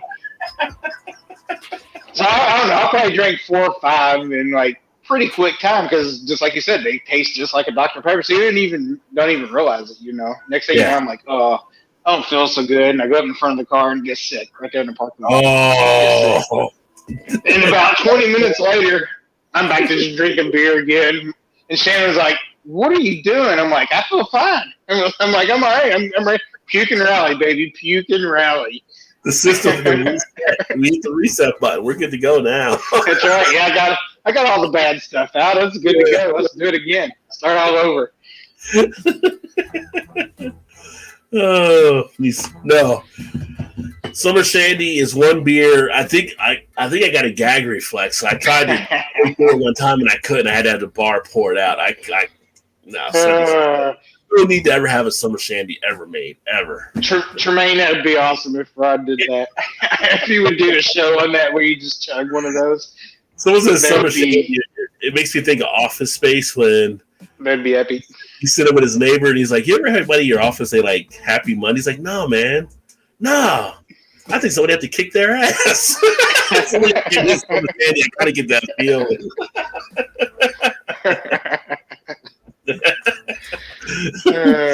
What's going on, Malt Muser? Cheers, my friend. Gotta know Malt. Make sure you check him out. Great whiskey reviews. He does some good live streams. I think he might be doing one on Friday, if I'm correct. So, great channel. And I know you're back on the East Coast. Hopefully, I'm going to get back up to Jersey here in a few months, depending on what we do. But I think you're outside the Philly area. So, if I get some time, we'll definitely try to connect with you up there. Since PBR, PBR, I can do an easy PBR. That's no problem at all. I was drinking PBR before it was cool to drink PBR. That's all my dad used to drink was PBR. Yeah. Mostly, I think it was because my brother didn't like it. So at that time, I think he was just drinking them so he wouldn't steal them from her, while they were gone and get them out of the fridge or whatever. I'm doing inventory. That's right. Best part of my 3 years in DC, I was in the Maryland. Yeah, Blue Crab, best food ever. Yeah, you can't beat some of the Maryland crab there for sure. Are you talking about a single or double barrel shotgun? Well, it would be a single with the shotgun. I guess a double barrel, unless you do like a 16 ounce or something. 22. I do a 22 ounce shotgun. That'd be kind of like a double. Well, there you go. I don't think I've ever seen anybody chug a 22 ounce one. I'm sure somebody has. I just haven't seen it. You crack it just above or below the joint, you can normally get a good bit out of it. So EB knows. He grew up down in Alabama. He knows. Yeah. Don't mind PBR. Skip say, yeah, PBR is an easy go. It's like if I'm at a macro bar and it's like Budweiser, PBR, Coors, Miller. I can easily choose a PBR. PBR is not bad. Yeah. A lot of our local breweries here serve PBR cans, for the ones that don't really want a craft beer. Yeah. Now you're gonna pay for it. I think for the most part they're all about the same. What do you think a 16 ounce PBR would be at a brewery? what it should be or what it probably is. I mean, they're probably Well, no, what do you think? What do you think they charge? Is it like a draft pour or is it a can? No, it's like a 16-ounce can. So if they give you like a 16-ounce can, it's probably like $5 or something. That's exactly right. Yep. Yeah, yeah. Now, what it should be, about half that maybe. Well, you look at the guy like you got all 4 of these for this price. Like you got all 4 for $5, so should it be a little bit less? Right. Yeah, exactly. Like my one beer just paid for that whole 4-pack or 6-pack you just got. Yeah. I can remember a couple of years ago we went to like one of the Applebee's and they had like PBR and it was like their special back when it became the hipster type beer, and it was like 24-ounce PBR, $2 or whatever. I was like, no, wait, give me a PBR. Why not? You know? Yeah. So ever since Clint Eastwood or something like that, yeah, I can drink a PBR, no problem. Yeah, and it became wildly popular when what was that Clint Eastwood movie when it come out? Oh, Gran Torino. Yeah. My brother back then used to work, so like his ex-wife's family. There's somebody in their family I think owned the liquor store here close to our house, so he would work like a Wednesday night just to help him out sometime, during once a week or whatever. Yeah. And he said when that movie come out, he said they couldn't keep that PBR in stock. He said they'd have to pre-order it like weeks ahead of time because it was selling so fast. Well, I mean, the one thing like with PBR versus Bud, I never done a video like that. Maybe it's just like a macro comparisons, PBR versus Bud challenge or Miller versus Coors type thing. But I don't get the yeasty barnyard as much type feel with the Budweiser with the PBR that I get with the Budweiser. I enjoy it more on the palate drinking a PBR than a Budweiser for various reasons. Yeah. Like Miller High Life. I still like a Miller High Life once in a while. Like I did the champagne bottle a couple years ago when it came out. It's dependable and it's steady. It's just like I remember it like 20 years ago. It's just a steady drinking beer. Miller High Life, they didn't change anything. It's still solid. It does what it's supposed to do. Like it was a hot summer day. It's an easy drinker. I'd rather drink a Miller High Life than I would drinking a Budweiser. In my opinion, I would prefer that. Like, heat's out, you need a beer. Yeah, I'll go with the Miller. And I kind of see Hams falling into that. Like it's Hams is one of those good ones too. It's a good solid. For as cheap as it is, it's actually a really good macro. Yeah, I mean one that we don't really talk about as much, which if Joe was here, he would definitely talk about. Would probably be Genesee. Some of their beers, are pretty solid to have that type of stuff too. So, even though I mainly enjoy more of the craft stuff, I'll drink a macro here and there. I'll go back and I'll pick up some from time to time to kick back and enjoy. I mean, sometimes it's just like a whole nostalgia. I did that Molson Triple Golden. Triple Golden, Molson Triple X, and it reminded me of the Golden of some of the other beers from back in the day when I did Molson. It was just a nice little thing. It was funny though, because when I drank it, and I was like, well, this takes me back to like drinking like malt liquor back in high school. And I didn't know it was at that time how they were classifying it. I knew it was a lager, but it was funny. After I drank it and I did stuff, I was looking on Beer Advocate, and Beer Advocate actually had it as a malt liquor. That came through on it. But it was kind of like, it's kind of a good nostalgia type beer just to go back and to have once in a while. Now, which was that one? The Molson? Molson Triple X. Oh, Triple X. Okay. Back in the day, we used to get the Molson beers. Yeah. I mean, we still get them, but it was back in the late 80s, early 90s. Getting a Canadian beer was a big thing. Or getting a beer out of Germany or getting a beer out of the UK, because it was just basically Bud and everything else controlled were big macros. So if you got like a European or a Canadian beer, it changed the game for you.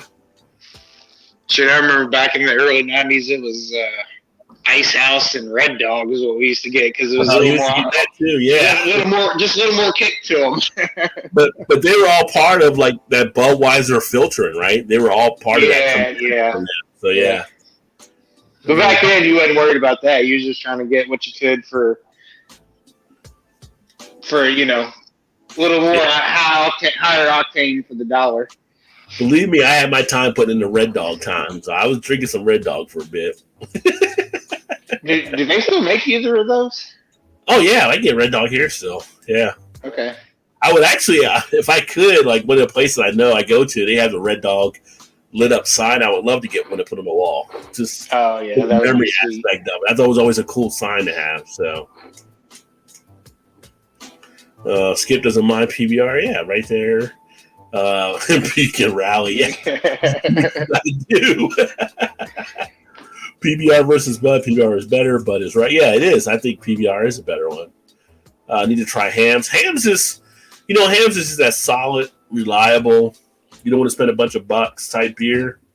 Get Hams, and you'll be happy with it. If you're a lager fan, and if you're more the macro type thing, you'll like Hams. You know, yeah. Jenny Cream Sons. Gilbert's big on Jenny Cream. Joe's big on Jenny Cream. I was never a huge Jenny Cream ale, although I did the review on Jenny Cream and found it to be pretty decent. But if you like cream ales, they do make a nice product. And they have some other ones they do with the box and different things too. You try Hams, but don't have it in Canada. Oh, they don't import it up there. Well, I know that Gilbert, he gets... I thought Gilbert got Hams at one point or another, but I guess not. Unless you come across the border. Well, I guess you can't come across the border with the COVID stuff. Depending on where you're at in Canada, you might even be near the border. You'd be able to do some enemy right back. All right, brother. The YouTube life, you're always doing something. Yeah. Yeah, Triple X Sons, yeah.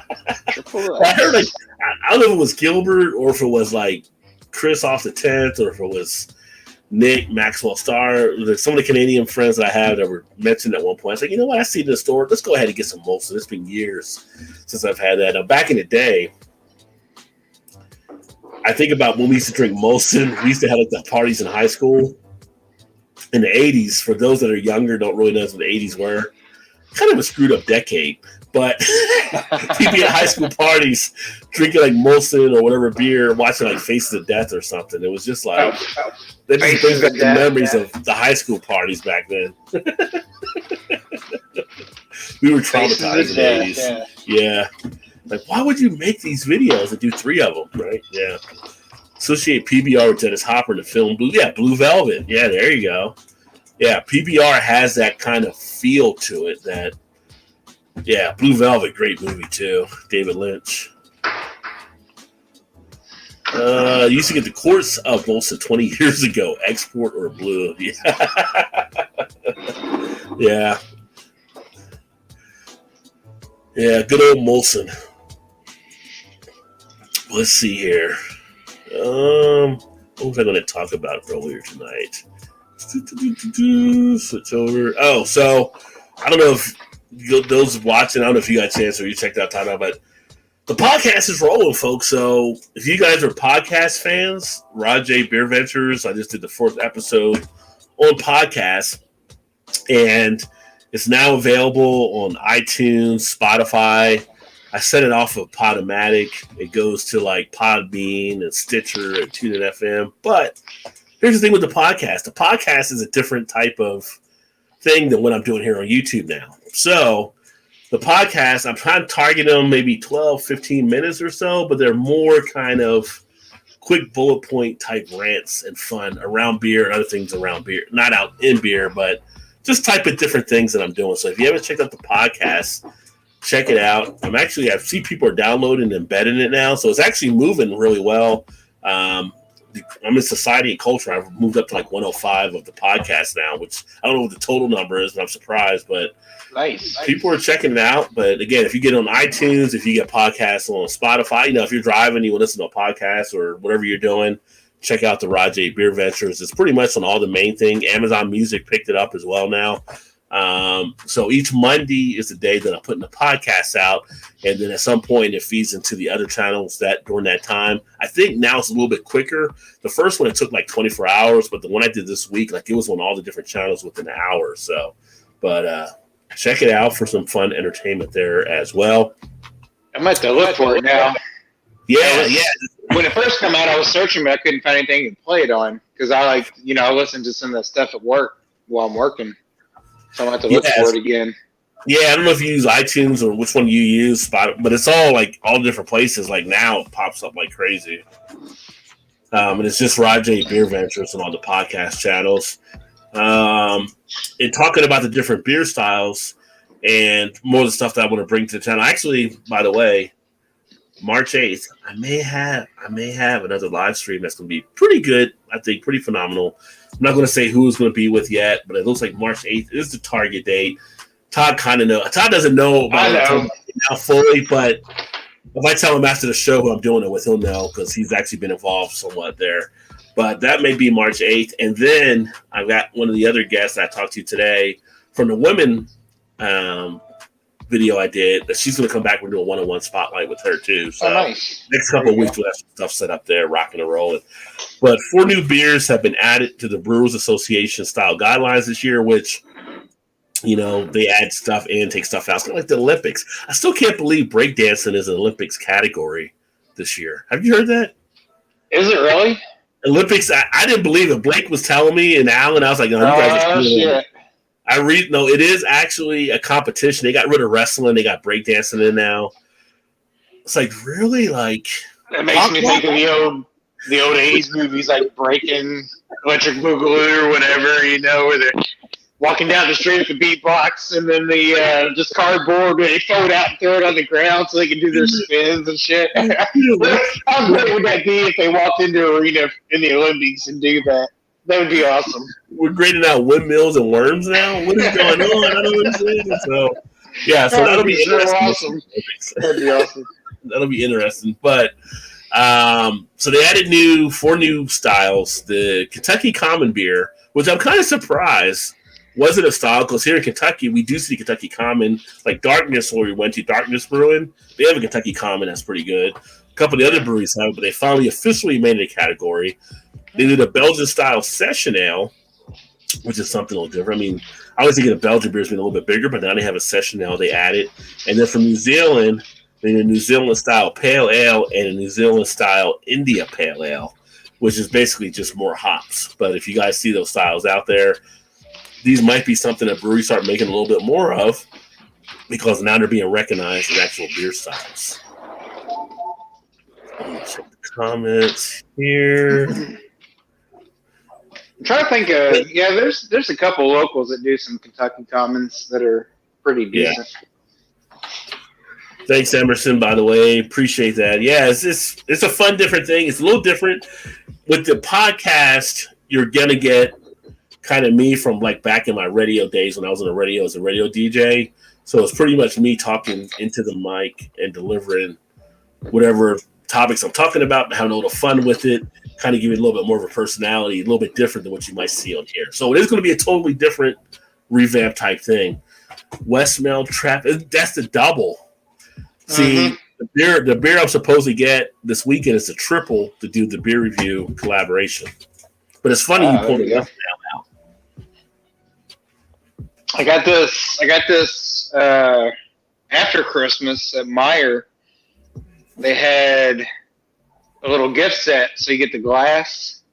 Mm-hmm. Actually, there's 2 glasses, double, a triple, and I think 2 of the regular Belgian styles. I got it for like on sale for like $15 or something like that. Roger. I was like, yeah, sure, I'll take it. That was the only one they had left, so I'd probably bought 2 of them if they had more. Yeah. You got any more in the back? Yeah. Yeah. So they were just trying to get rid of them because that was, Meijer's kind of good with that, but they'll do some box sets like that for Christmas time. They'll do bourbons and stuff like that too. I never go to our Meijers here. I don't even know if they sell beer to Meijers in Kentucky, but I have one like 10 minutes from me. I should check it out because I know Eric also talked about it as well. So I need to. I'm sure they do because Shannon's aunt used to work at Meijer at the end of her, just worked there towards the end of her working career. Yeah. She worked in the liquor store part, which is in Kentucky, on the outside of the actual store. Yeah. Yeah, see, the Meijers here has a liquor store attached to it. That's why I'm curious if they sell beer at ours. Yeah. Yeah. It's not like the Kroger liquor store next door. Oh, okay. Yeah. But Gilbert said no hams in Ontario since '85. The union strikes. The Ling is showing up in late spring at the beer store. Lone Star showed up last spring, but it was a shelf turd. LOL. I haven't had a Lone Star in years. I've had Black Hogs from Old Brown Ale, which inspired me to get their ice cream coffee milks out. Nice. Yeah, Chad, I don't know if you heard Todd earlier. He was asking where Black Hogs was out of. I don't think we ever did get an answer. Oh, yeah. No, I never did. Nice Todd, father of the double. Yeah, it's a nice one. Yeah, Dickie in the house. Cheers, Dickie. What is going on, my man? Dickie's out there in Vegas representing. If you don't know Dickie's beer reviews, check him out. He's doing some different beers and he's doing some different guitar covers with the beer reviews. So, speaking of the PBRs, look at the logo there. Yeah, with the logo, right? Wonder where you got that from. Yeah, so check him out as well. I missed Vegas. I went to one beer festival in Vegas. It was the Motley Brews, which Dickie will know. A great time. We had a great time when we did it. This was like 2021 now, so this was probably back around 2016 or so. We had a blast out there. Vegas is awesome. I'd love to go back. Now having a Blackbird Imperial Blackberry Sour Ale from Martin House Brewing Company. Cheers. Very nice, Foamy. And Foamy, I didn't say it earlier, but hopefully you guys came out okay where you're at, you and your family and friends down there in Texas with all the stuff that was happening. Hopefully you guys didn't get anything, negative affecting you guys and you were good to go. And kind of some crazy. My mother-in-law's down in Dallas, so definitely know the stuff you guys are going through down there. Cheers, Dickie. Myers has okay beer selection. The fried chicken is badass. Try some Big Daddy drops some fried chicken. Never had the fried chicken though. Yeah. I'm not sure if we have hams here. Dickie said, "Yeah, I would think they were kind of national, but you never know. Some states just may not have them." Cheers to EB from Dickie. Gilbert says, I really can't wait to hit town brewing bottle shop selling like Christmas. Going to be a long day. Yeah, that's how it is like with Jungle Gyms. It's just like, how long are you going to be? How much time do I have? I couldn't tell you. What time do they close? Yeah. So, yes, I went to Motley Brews a few years ago. Yeah, Motley Brews was a nice little turnout when we went down there, and me and a couple of my buddies from here in Cincinnati had a blast down there. That might have been I started this channel in 2015, so that might have been 2014 or 2013 because it was before I did the channel. Martin House makes the pickle beer. Oh. Yeah, they had some good artifact pickle beer. I haven't tried it yet, though. Schlitz malt liquor. Black Hog on the bottle says in Oxford, Connecticut. There you go. Oh, okay. So they're up in Vanessa's neck of the woods. So here's an interesting story from this past week that I thought I'd bring up here. Let's see if we can scroll down to it. So Dixie was down in Louisiana. So they're going through their beer name being removed from their brewery to become Faubourg on March 22nd, which we kind of knew about with Dixie Brewing. It's the whole name kind of thing with all the stuff that's happened over the years.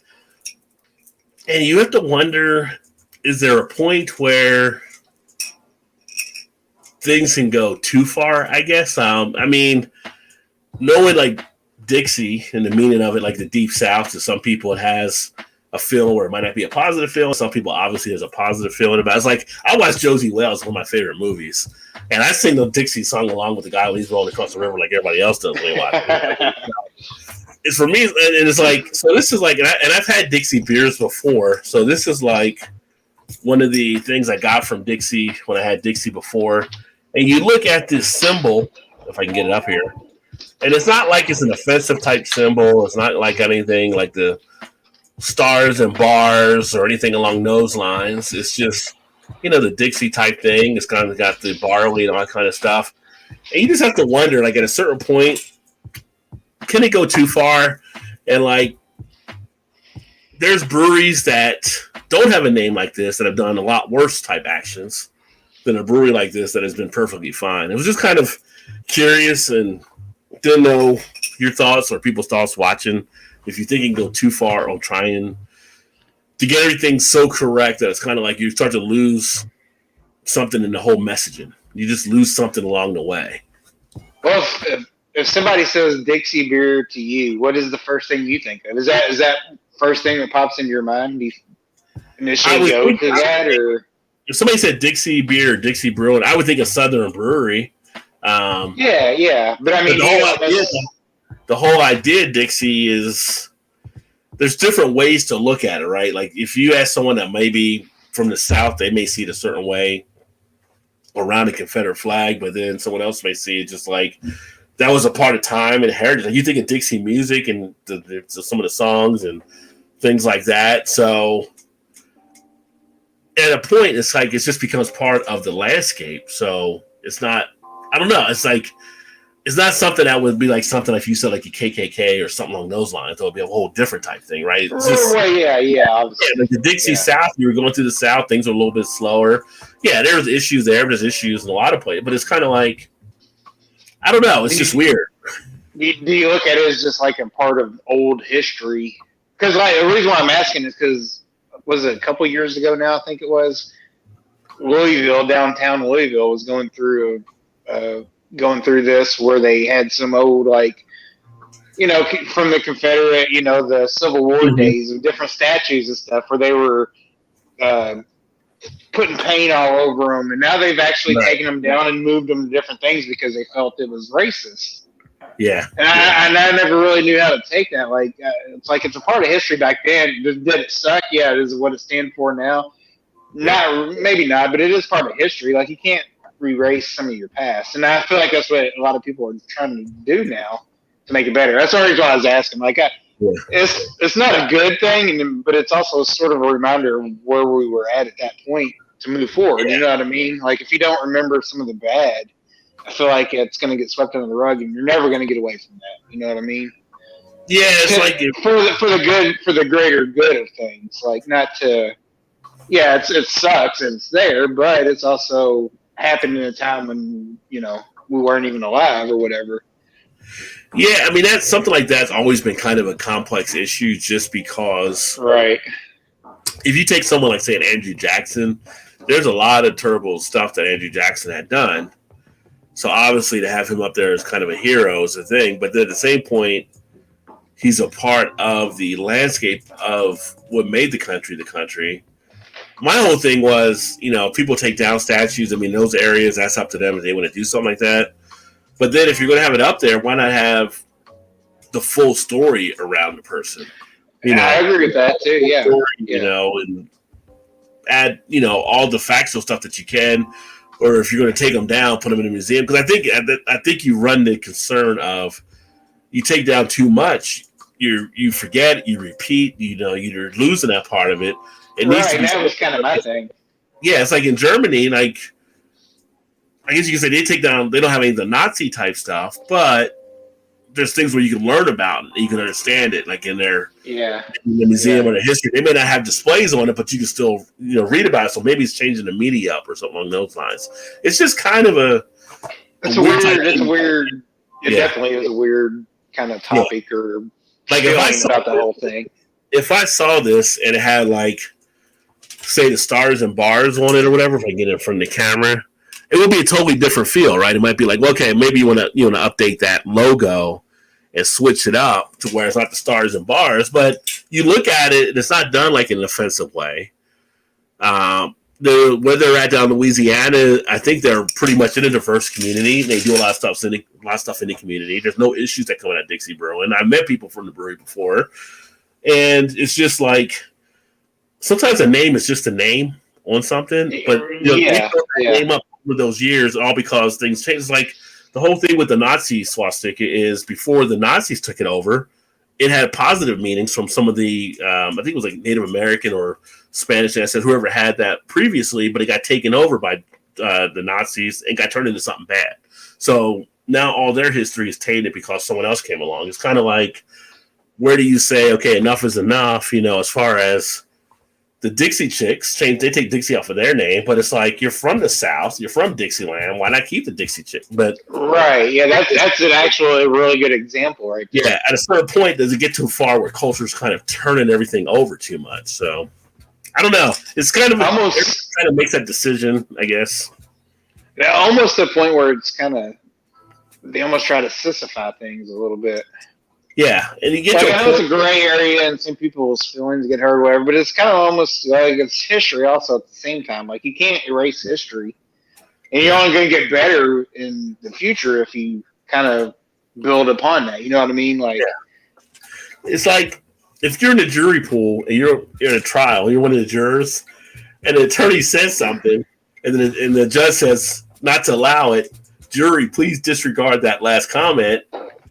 You're like, how the fuck disregard it? It's already in my head. I already heard it. Yeah, I never understood that either. Like, Yeah, it's like once it's out, it's out. Like you can't put it back in the bottle, you know. So even though you're not supposed to count on it, in the back of your mind, that's still going to play into some of your thinking. yeah, exactly. You've heard that other stuff out there. So I don't know. I feel like at some points it becomes a whole just trying to do a tail wagging the dog type thing, and I don't know if it's beneficial at that point. It's kind of like, you know, you pick the things that really do stand out, and you go after those things that stand out. It's kind of like go after the bad actions. Just because something may have a name or a title doesn't mean it's necessarily a terrible thing. What's all doing that? So if Dixie was kind of the nickname there in the South for that type of region, and they were Dixie Brewing because they were Southern Brewing, I mean, it makes sense to be called Dixie Brewing. You know, now you got people say Fallberg, and they're like, is that German? Like, what's going on? Like, you know, they're going to be trying to figure, you know, that out. But it's just at a point, it's just, I question things sometimes as they happen, so to speak. And it's just like, far becomes too far. Exactly. Yeah. So we got Blake in the house. Blake cheers everyone. That moment, a 2-hour nap turns into a 6-hour one. Old age. He's 35. Like, you're not even there yet. Yeah, just wait. Great show on the B&A today as well. And if you don't know Blake TV, check him out. And hopefully tomorrow night you'll be going live with Blake TV for Friday Night Showdown. Showdown at the Throwdown as well. So let's give you the Schlitz. Yeah. The Schlitz. Almost as good as the Mickey's. Pull the pin and toss a green grenade back. Yeah. Mickey's is the good old. I've never done a Mickey's review. I need to do one of those dedicated to Lep. Right or wrong, never destroy history, better or for worse. I mean, if you get rid of history, you have nothing to learn from it, so you don't make those same mistakes, right? So yeah, and that's kind of where I was going with that. It's like you can't build on a bad if you don't know what the bad was. Like, you know, if you forget history, you're doomed to repeat it. Yeah. Cheers, B. Sleep is for the dead, Blake Gilbert says. Let me see. It's not that it's not their history is tainted. The swastika has been used for centuries in Indian, Native American, other religious cultures. The Nazi use their ends, but most folks don't learn. Exactly, yeah. They don't learn the stuff with it, but you know, they took the symbol from what was a positive symbol in those other cultures, and it got twisted by one, and now it's like, oh, don't even come close to even putting that anywhere. So, so folks react without knowing the whole story. Used here outside or of a Native American or any person that has moved here, it's definitely for the wrong thing, but it's not all that it's used for. Yeah. And LOL, cheers. And he said, now the Confederate battle flag is a bit different. That clan used as a symbol, and it was picked up by young folks in the South in 1900 in a regional pride. Yeah, I mean, you got into the different areas with that for sure, especially since that flag was really more out, you know, following the Civil War and stuff too. But yeah, like I said, if this would have been the battle flag, I would say, okay, well, you probably want to do that kind of like Mississippi and some of the states, you know, are making changes and stuff. But at the same point, it's like you have Dixie, and you say Dixie, people think of like the South and stuff like that. Just like if you say other parts of the country, you say yuppie, you think of Southern California. If you say, you know, cowboy, you think of Oklahoma, Texas. There's different regions that are known for different things. So it's been taken down from everywhere, but the battle standard wasn't even used right until 1863. There are southern state capitals that still use the flag. So that's like what people are on. Yeah, well, that's the whole big thing. And plus, some of the schools just aren't teaching those topics as well. So that's another part with the education system. Just interesting. Just kind of want to see what you guys thought about that as well. I just feel like I saw that, and I knew it was coming, but it was kind of like to me, like this isn't something that I would see as being one of those things that would be kind of in that offensive type situation. So, because now you're starting to get into different words and stuff like that as well. It's kind of like you mentioned the statues, Todd, right? So, a lot of people don't realize that Grant has slaves. So, if you're taking down Andrew Jackson statues, and people want to take George Washington statues down, are you taking down Ulysses S. Grant statues as well? Right. Because I almost feel like from that era is like on, you almost have to take them all down. Like it's either all or nothing to a certain extent. You know what I mean? It's like baseball. It's a steroid era, right? None of them get in. None of them get in the Hall of Fame. Right. or you let them in and you put an asterisk and say, okay, but this is maybe Barry Bonds, for instance, hit all these home runs because he was on steroids or Canseco or whatever. So you put an asterisk by it, and that's what it was. That's the time frame. And everybody was doing it. It's just a matter of whether you got caught or not. So I think that's the point that gets missed. Like, you put an asterisk by it, you tell the full story of it. You just tell the full story of this is what happened and this is what happened. Here we are, so we don't go back and make those kind of mistakes again. Exactly. Every year we have Independence Day. People talk about the founders, but when you look in the history of the founders, they weren't really the best guys. It's not good. Yeah, exactly. Yeah, like is that really which one the motto after? Right. So it's a picking and choosing that definitely does take place out there as well. But not to make the show political or anything like that. It was just it kind of brought up some interesting points, I thought. Even Alabama's state flag harkens back to the St. Andrews battle flag used in the Civil War. Yeah. And then, let's see. So, Firestone Walker, if you're in California, they're going to send hard-to-get beers right to your doorstep. So, anybody in California now can now order from their home Firestone Walker beers. Which Firestone, I want to get more of their beers. We started to get a little bit more like at Jungle Gyms and a couple other places. But that's nice because Firestone Walker makes a good beer from the ones I've had. All right, I can get you Parabola. All the box ones sit on the shelves here. Really? Yeah. In my local bottle shop, you can get some that might be from 2019, actually. Why do you think that is? Like people just don't know about Firestone, or I don't know if that's the case. Like he used to hold those back and do them as part of his Black Friday type thing that he does for Black Friday, where he could get kind of specialty stuff, for those. But now he just puts them on the shelf, and I can literally go like he's got 2 stores, the main shop I go to, and one is probably 2 miles, maybe 3 miles from my house, and you can go in there now and you can get Parabola and I think he's got a couple of the what's the anniversary beers like the XX whatever 1 or 2. You think it might be the price points or something because they can be a little costly. That people just don't want to pay because they don't know much about them. But they're not bad. They're like $9.99 or $12.99. I think. Oh hell no, that's really good. I'm thinking that's what they were. I'm thinking that's what they are. What are all the other ones like the cherry? I can't think of the names offhand, but I think it was like $11.99, $12.99 if you're getting like a bomber or something. But you'll pay more. I don't know. I'm not really sure. But also the Prairie beers just sit on the shelf there now. And those used to be like they come out if you wasn't there to get them like Bomb. Bomb. What's the show? I can't think of the name of the other one I'm thinking of off the top of my head. Anyway, it doesn't matter. Any of those that used to come out, as soon as they come out, they were always gone. But now I go down there now and pick from any 10 of those type of beers. Oh, nice. Christmas Bomb. Yeah, I'm trying to think of the one that may have doing that. So I don't know. Yeah, it's like, okay, I'll just go in here and I'll get the new ones when they come out. And sometimes I'll pick up one of the. But the bad one, Prairie, is they are $9 or $10 a bottle. But they're so good, though. I mean, they're good. But it's weird. But the Firestone specialty ones, they just sit there. Yeah. BBC, the problem is we live in a time where it's culture and history be damned. You're either racist, sexist, or some type of phobe, and it's hollower so much it's lost its effectiveness without a bob.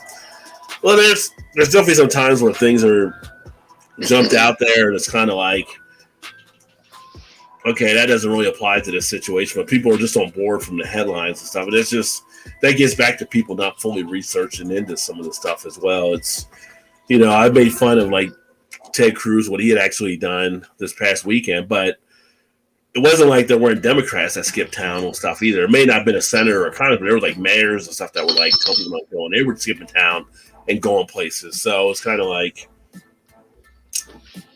people have faults, and that's going to happen, I guess, is what I'm trying to say. There was another saying the problem with the word Dixie, council culture is just reaching like always. Yeah, and I think there's a difference between council culture and what we have for consequence culture. So something like this, I would put under the council type thing with the whole Dixie thing. But there's some people that are doing acts, and it's kind of just the consequences of their action. But it is actually,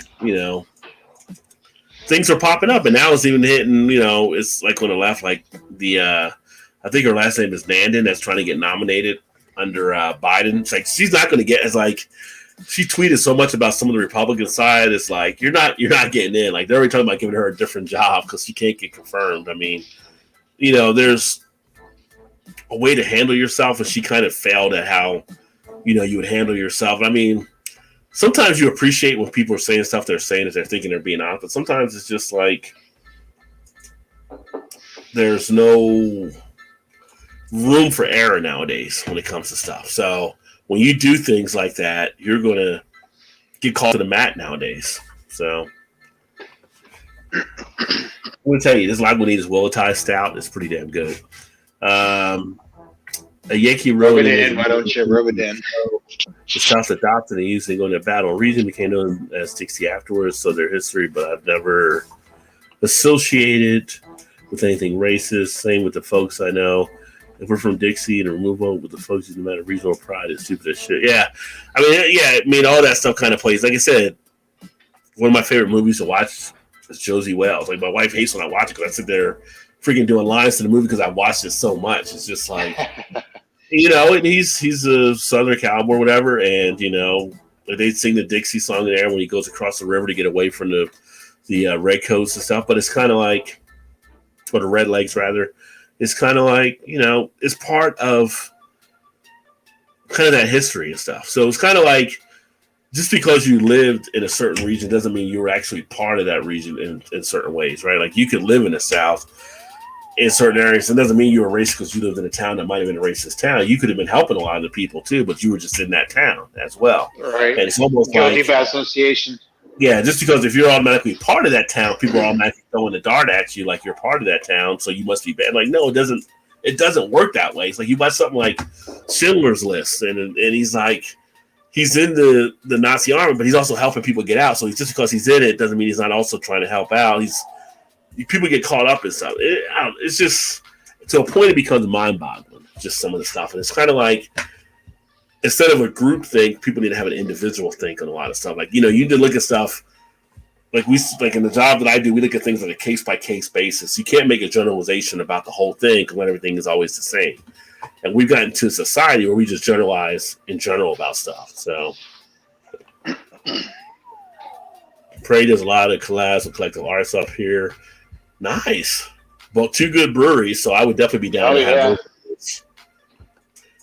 I haven't had a Prairie. No, I did that Paradise one a while back, but I would like to have some more.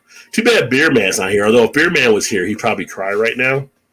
So Oregon, speaking of governments, they're trying to pass a bill that would hike beer and wine cider taxes and would increase the state's beer tax. That's not a typo, folks. By 2,800% and taxed by 1,700%. So if you end up drinking the beer, I think one of the things they said, like if you got a bottle of beer, like your tax one might be like $2 or something. So you give away all the drugs for free in Oregon, but you're going to charge that drink now. I guess I don't know how they're working that out in the Oregon thing, but got to make up for it somehow. Yeah. So it didn't say anything about liquor, just the wine, beer, and cider, but that's That's a huge jump on stuff. That's big. Just kind of interesting that they would actually kick it up there if they get it past the House out there in Oregon is trying to get it past. It has to get through there and get ratified and signed law if it did, but that number is not a typo. It's just kind of crazy. It blows my mind just because again it's Oregon who just did all this different stuff around drugs, but now alcohol they're gonna pretty much make you feel that. EB says, problem is with how things are going, we're heading towards idiocracy because we don't want mentions of anything that is painful, so they're removing mention of it completely and without pain. So I agree. It's like, yeah, exactly. It's always going to be worse before it's better in a lot of respect. It's kind of like the problem that we've had over the years that I see it as a country is we've always tried to put a Band-Aid on something that was basically bleeding out. And we never went in to find out what's causing the blood to bleed out and to handle that part of the aspect so that we didn't have to put a Band-Aid on and we had everybody fixed and you can recover. And so the more we keep applying this Band-Aid, the more these issues are having. So by us doing these things like this, that's basically a Band-Aid going in. We have to get in, get to the source of it, move forward in a way that's going to be positive if you ever want to have a type of change. There's some people out there in society that don't want a type of change. They kind of like having that friction there as well. So you got that aspect of it too. But I don't know. I feel like we're kind of in that moment now where more people are definitely trying to get to that part of us not just putting Band-Aids on shit and actually let's operate and find out what we need to do here.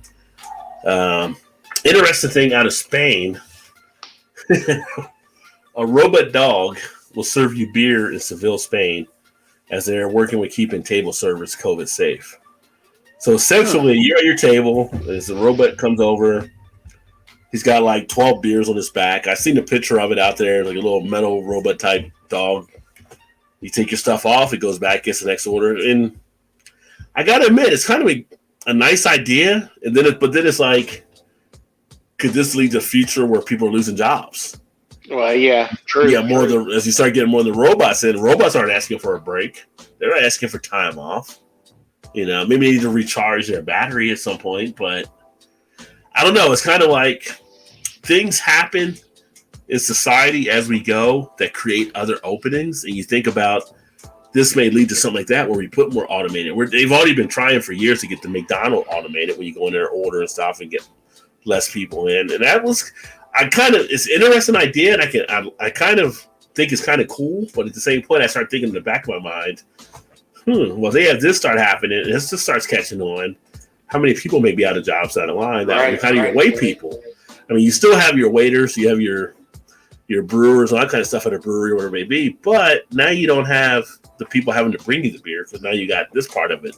At a certain point, you may actually get rid of the people on the line because you can automate that into like an assembly line for the canning or bottling of stuff as well. So one of those things that's like I saw it sounded cool, but then it was like careful what you ask for type situation. It's definitely a catch-22 for sure. Yeah. Because I can see more people getting on board with that if they find that that works best. Let's see here. Gilbert says, I always thought the Dixie line was a battle line that just stuck and got ingrained in culture. Cancel culture is like burning books. Yeah, he had the Mason-Dixon line that was kind of like that split between the North and the South. Yeah, like the burning of books is kind of like another one of those things that are part of history that shouldn't happen. It's like you're getting rid of parts that we grow from as people. It's like some schools right now, for instance, you can't read To Kill a Mockingbird, which I thought was one of a great book to actually have. Oh, yeah. When you came up on that and you learned about the different system, they've changed up how Tom Sawyer's read, where, basically anybody's read Tom Sawyer, they took out the N-word on it, which they were trying to do that because of that. But then at the same point, Mark Twain also used it to show almost a foolishness of the word when he used it in the writings and stuff too. It was kind of a satire against that word being used. So you taking it out, you kind of changed the meaning of that book and how, the endearment was between Tom and Jim along those lines. You got other books that are like questionable about reading. The Grapes of Wrath, these great literature books that they're not burning them, but now people aren't able to read them. It's interesting, and it's kind of like society is. I don't know. I feel like are we hurting ourselves by limiting ourselves at a certain point? There's just different aspects there. I mean, you're erasing essentially history of sorts, even in those books, like it's part of history, Yeah. Back then, when those were written. Well, it's like that. It was, That in Texas, some of the textbooks they were using were not calling slaves. They were calling them migrant workers. Totally different meaning. When people think of a migrant worker, they think of people coming in from Mexico or Central America to do a job up here for the season or whatever. Totally different meaning. They made a choice to come here. There was no choice with slavery. There was definitely repercussions if you tried to get away as well. So when you see stuff like that out there, it's kind of like it blows your mind at some points. It's like some of the stuff that's taking place, and it's kind of like people just don't educate themselves enough on a lot of stuff. That's true. Yeah. And, in that sense, it's almost like they're being lied to. Like, oh, that is, it is what it was then, but now you're trying to change it. Like, you can't go back and change what happened 100 years ago or whatever. Like, yeah, it sucked and it was terrible and it's not good, but also at the same time, like you said, you can't move forward if you don't know, You almost worried about falling back into that category if you don't know about it. You're gonna, Yeah, it's like I always said, the most underutilized institution in America is the library. Free institution is the library. You got all the knowledge at your fingertips all across the country, and people don't use it for free. You have all the information you could possibly seek at your fingertips. It's kind of like, if you choose to be ignorant nowadays, you chose to be ignorant. That's like you just made that decision to do so. Because you have all kinds of stuff to avoid that. So, man, we're getting deep tonight. As Joe would say, that's on you. Yeah. He says, well, with them taking out To Kill a Mockingbird, Little House on the Prairie, another older books is kind of Fahrenheit 4. Yeah. And in some schools, you can't even get Fahrenheit 451, which I loved reading as a kid. That made me a big Ray Bradbury fan, which was a great book. Mason-Dixon through Central PA down to Virginia. And automation is all part of the master plan, just like American and Canadian Electronic, two-country attorney's son. Yeah, I mean, that is a part of the plan, not only because guess what? Like I said, workers don't, machines don't need breaks like workers do. They're good to go. They'll keep going as long as they can, or their battery needs to be recharged. So, yeah.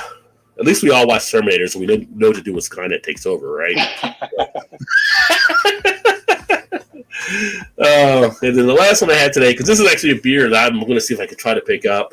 I always like what Southern Tier does, but they got a new one from their Shake Shop series. If you haven't had the Shake Shop series and you're a fan of Southern or fan of the milkshake IPAs, definitely recommend that. Southern Tier does a good job. This is their milkshake IPA, the Strawberry Dream. Didn't say what the ABV was on it when I looked at it, but I want to check it out because they do a great job with that. I've caught a couple of their beers in the past, but I've missed most of their series, and I'm never disappointed, it seems, with Southern Tier. I'm going to say I don't know that I've seen the Shake Shop series. Yeah. They had one that was like, I think one of the mango shakes like a few months back, or I ended up missing that one, but yeah, that's one of the series they're actually doing. So, well, I mean, if it's like what do they call the ones that are like the cookie ones or whatever, like the mint and the cherry cordial or whatever. Samoa this and the yeah. I mean, that's a good series, but I haven't seen those. I have to look for that one. Yeah, I think I have a Samoa this I need to actually taste. That's actually in the fridge downstairs. I haven't done a review of one. I know I've got one. I've done the creme brulee, and I think I had a cherry cordial I got to do. But I think the other one I have is actually the other one. And those are great. So I'm kind of interested to see what those milkshake IPAs are. Gilbert said these fools are not touched. They call it a good evil. At least I don't think a lot of them can get through that book. But yeah, I know what you're talking about. They think that's on the college level, so they leave that one alone. It's just interesting, some of the stuff. I mean, that gets pulled now, like we read as we came through schools. I mean, it's just like, why? I mean, I think you can't run from the history. You got to address the history you had so that you can address things going forward. Every time you try to run for it, you just put yourself deeper in the hole, you know? So it'll be interesting to see what happens, but yeah, that's where we're kind of at there. I don't know why I poured this. I poured this into a glass. I'm going to give this a taste. I haven't tried this one yet. And someone actually told me I should try this one, but I didn't realize it was part of a 3-pack set. No, this was separate. This one was separate. When I got it, it ended up being the one he told me about. But this is the Spirit of New Orleans, Southern Comfort flavored, 100 proof. Oh. So I figured kind of as a nightcap. And you get a candy note on the beer. I mean, the whiskey. God, I can't talk. I'm so used to doing beer. I suck at whiskey. I'm still listed on the wine tuber list, by the way. It's like one of the top wine people. I don't know why. It's almost got like a chalkiness to it. You know the one candy you used to get as a kid? Not the sweet tart or the sprees, but the thin wafer. What was it Norelco or something? Oh, yeah. It's kind of got that kind of aroma to it, which I hated that freaking candy. That's what's bothering me right now. You get a little bit of a berry note in there as well.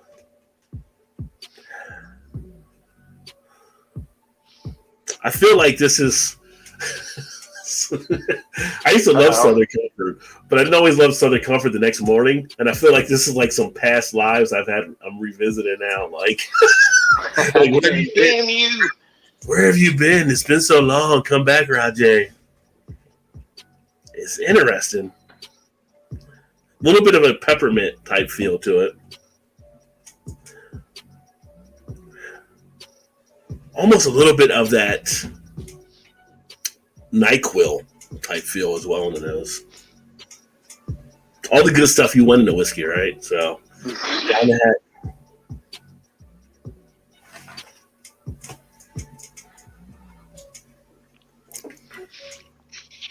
Actually, it's not bad. It's kind of like a little bit of a candied type flavor to it still in the taste. You get that burn on the back end after you swallow. Definitely feel that on the lips. You can feel it in the chest a little bit now.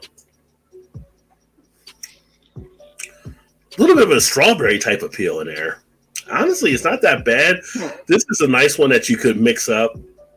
You know, Southern Comfort's a versatile liquor that you can mix into a lot of things. A lot of people can do it with a different type of sodas, but I would bet even like orange juice, this wouldn't be that bad. Is it room temperature or cold? How's the fridge? This is room temperature.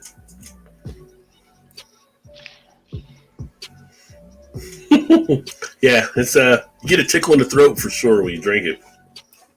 But it's actually better than I thought it was going to be.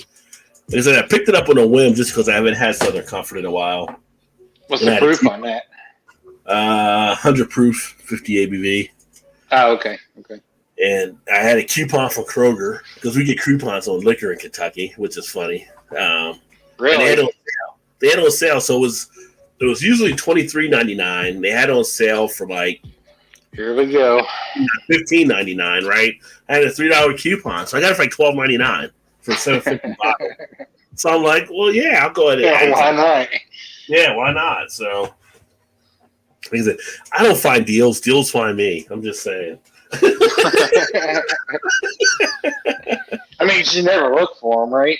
That would actually work there, Gilbert. This and cherry cola wouldn't be bad at all.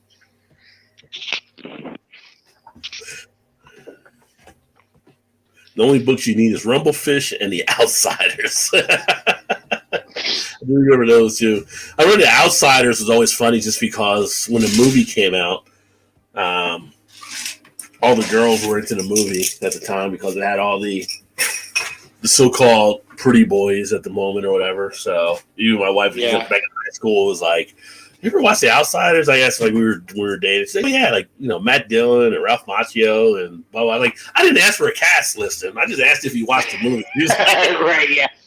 Yeah. Give you a synopsis of it. Yeah. Apparently, you watch it too much if you know all the guys that were in it. Right. I don't care about that. I just want to know, did you watch it or not? Yeah. So if you ever watch Weird Science, yeah, Kelly LeBrock. That's all I'm going to tell you. That's all I need to know. Kelly LeBrock.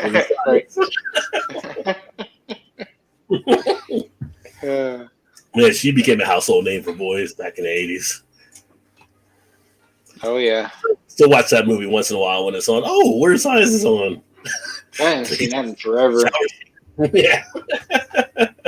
She was married to Steven Seagal for a while. Really? They were dating after the movie he did, like Hard to Kill or whatever. I don't think they got married. They were dating at least, but yeah. So I still think he runs funny, by the way. He just runs weird in his movies. I don't know. I think it's weird. I've never really been a big Steven Seagal fan. Like his movies and stuff, I don't know. I just didn't really like him that much. Back in the 80s, I liked his movies. It was like, I loved watching them. Watching Steven Seagal in the 80s was like me watching Bruce Lee back in the late 70s or whatever. It's kind of like, yeah. When it was like Bruce Lee got nunchucks. Oh, you're done. If he got the nunchucks in his hand, Steven Seagal was like, if he gets pool sticks in his hand, so you break the pool stick and he beats you down. That was like, you pull all, it's over. He's gonna beat your ass. You see him grab a pool stick, you're like, yes, it's on now, son. Here we go. You're gonna regret that move, mister. Oh man. So did you watch Snowfall last night then? Oh yeah, so I was gonna put a thing on there earlier. I said, I don't know if we'll talk about Snowfall or not, but since you brought it up, did you watch it yet? I haven't watched them yet. No, I record them, but I haven't watched it yet. Yeah. Let me see here. Well, first Gilbert said old school blended American whiskey. Yes, and he said Seagal got LeBrock in her prime for sure. Yeah, he did. I mean, it was like freaking Prince with Sheena Easton and Sheila E. and them at the same time too. Like prime time, they were hooking up. First of all, Snowfall was back last night, which was freaking awesome. Double episode. So they had 2 separate hour episodes last night, which I wasn't expecting because I wanted to go to bed early, but couldn't do that. I gotta be careful because you haven't watched it yet. But let me just tell you, it started off pretty decent. With the bang? I was gonna say with the bang, you're funny. There is a bang. There's bangs later on for sure. By the end of the second one, you're like, okay, you're gonna stop it now. Like, you gotta get the cliffhanger. Because the first one they give you a little cliffhanger, but it's very back to back, so you don't really think about it. But the second one they stop it, you're like, now I gotta wait till like next Wednesday to see what happens here. Yeah, what the hell? It's gonna be. It took a turn that definitely tells you there's gonna be a lot of things happening. Because just now is a point of people watching their backs, like what Franklin does. What Franklin does in these 2 episodes. Kind of sets the table like, okay, you better be watching what the hell you're doing at this point now. And then some of the stuff that happens to Teddy in this episode comes into play. And even like Arby gets some weird shit that happens to him. And then Gustav gets some weird shit. So it's kind of like, okay, season 4 is going to be some crazy shit happening. And at the end of the second episode, they show you the previews for upcoming shows. Dude, like some of the people they're showing like things happening to is like, what? Like, how is that going to happen? Like, so yeah, I'm hooked in. Season 4 kicked off last night, and I'm on board. And then watching it, I saw Mayans MC is back March like 14th or whatever. So that looks pretty good on some of the previews for that too. So those 2 shows from FX are 2 of my big shows now to actually watch. Yeah, those are good ones. Yeah. There's another one I want to watch. I haven't seen it over here yet. It's called The Gangs of London. That might be AMC. I'm trying to see if I can find that one. I know Walking Dead comes back pretty soon. I'll end up watching that because it's like the last season. That's just the candy bar sub shop, number 10 of the card to get done. So that's over. I don't watch the other Walking Dead ones, but Gangs of London looks pretty good too. So I want to see if I can pick that up. But yeah, Snowfall. Because even when we were talking about it, Christina said she was going to start watching it. But, she's jumping in season 4. I'm like, I want to tell you, you want to go back to the beginning if you can. Yeah, so you got to start from the beginning. Yeah, For but I sure. think you'll like you to watch it this weekend. Then Yeah. Shannon wants you to wait for her to come back because she was No, watching. she doesn't. She doesn't even watch that one. Oh, okay. She had mentioned I don't know, a month or so ago, like she was going to watch it again, Yeah. but she never has. So I don't know. I don't know why she stopped. She started watching the first half of the first season. I think it was kind of one of those where she watched, but she really wasn't paying that close attention to it. And then she kind of started saying, "There's so much going on, split in too many different ways." I'm like, Yeah. this is coming from a person who watched Game of Thrones. Like, if there's ever a series that went in a bazillion different directions, it was that one. So many characters and storylines to it, right? So, like, now really you got 3 storylines kind of in Snowfall. Yeah. In a sense, you know what I mean? Like, in character-wise. Well, you got a little bit more now because you've also there's a falling out with some of the crews on it as well, so you'll see that there. But yeah. Well, originally, like you had, Franklin, then you had the mafia dude or whatever. Yeah, Avi. Guys. Yeah. And then you had the undercover police dude or whatever, right? Yeah, so, Teddy. Yeah. So what I'm saying, like the 3, in a sense, kind of those 3. Well, and then you kind of had some of the Mexican guys or whatever that one lady and her boyfriend is or husband is. So, I mean, it wasn't a ton, but it was enough if you didn't pay attention, you get lost pretty quick. And I don't think she did. Yeah. But now she sees me watching, and she's like, I really should watch it. I was like, yeah, you really should, because it's really good. Like, it's one of the best shows on TV. Yeah. Yeah, it gets pretty gritty on parts and stuff, and it's kind of like, I was wondering how it would affect with John Singleton not being there, but like I said, I knew other people were directing and doing stuff with the show anyway. Like, he only did a couple of the episodes, even though he brought it to the studio. So, yeah, it carried on nicely. It was kind of cool because during the preview, when you watch it, during the episode, there's different parts that are interjected by some of the characters talking about Singleton or things like that as well, too. So, like, there was one part, and they also were talking about some stuff because it was Black History Month. Like, the mother, Franklin's mother, she's actually English. Really? When she talks to her, like her little clip in between, it's like she has an English accent. Has an accent? Oh, wow. Oh, you like Idris Elba. What the hell is going on here? Would have never thought that. Do we not have enough American actors nowadays? What's going on? We're just importing them in from England all the time. But so when she talks, it like blows your mind and stuff. But why is that? Like, an English actor has a good American accent, but when an American tries to portray like they're English, it's terrible. Like, it doesn't okay, they're not even. We need to ask EB because he's doing all the stuff in England now with all the different things. Like, how's that work? Like, maybe we're just that simple of a people compared to them. You know, they can just do us so easily. Like, yeah. But no, it was definitely a good start to the season for that one. And okay, good. Yeah, I will watch after this weekend for sure. Now I feel like they're trying to get me to get Disney Plus. Like, I don't want any more stations, but now they got the Falcon and Winter Soldier is about to start on Disney Plus, and it's like I like the dudes that play Bucky and the Falcon, and it's like I don't want another. Why do I have all these streaming services? Why can't I know. Yeah, like you know.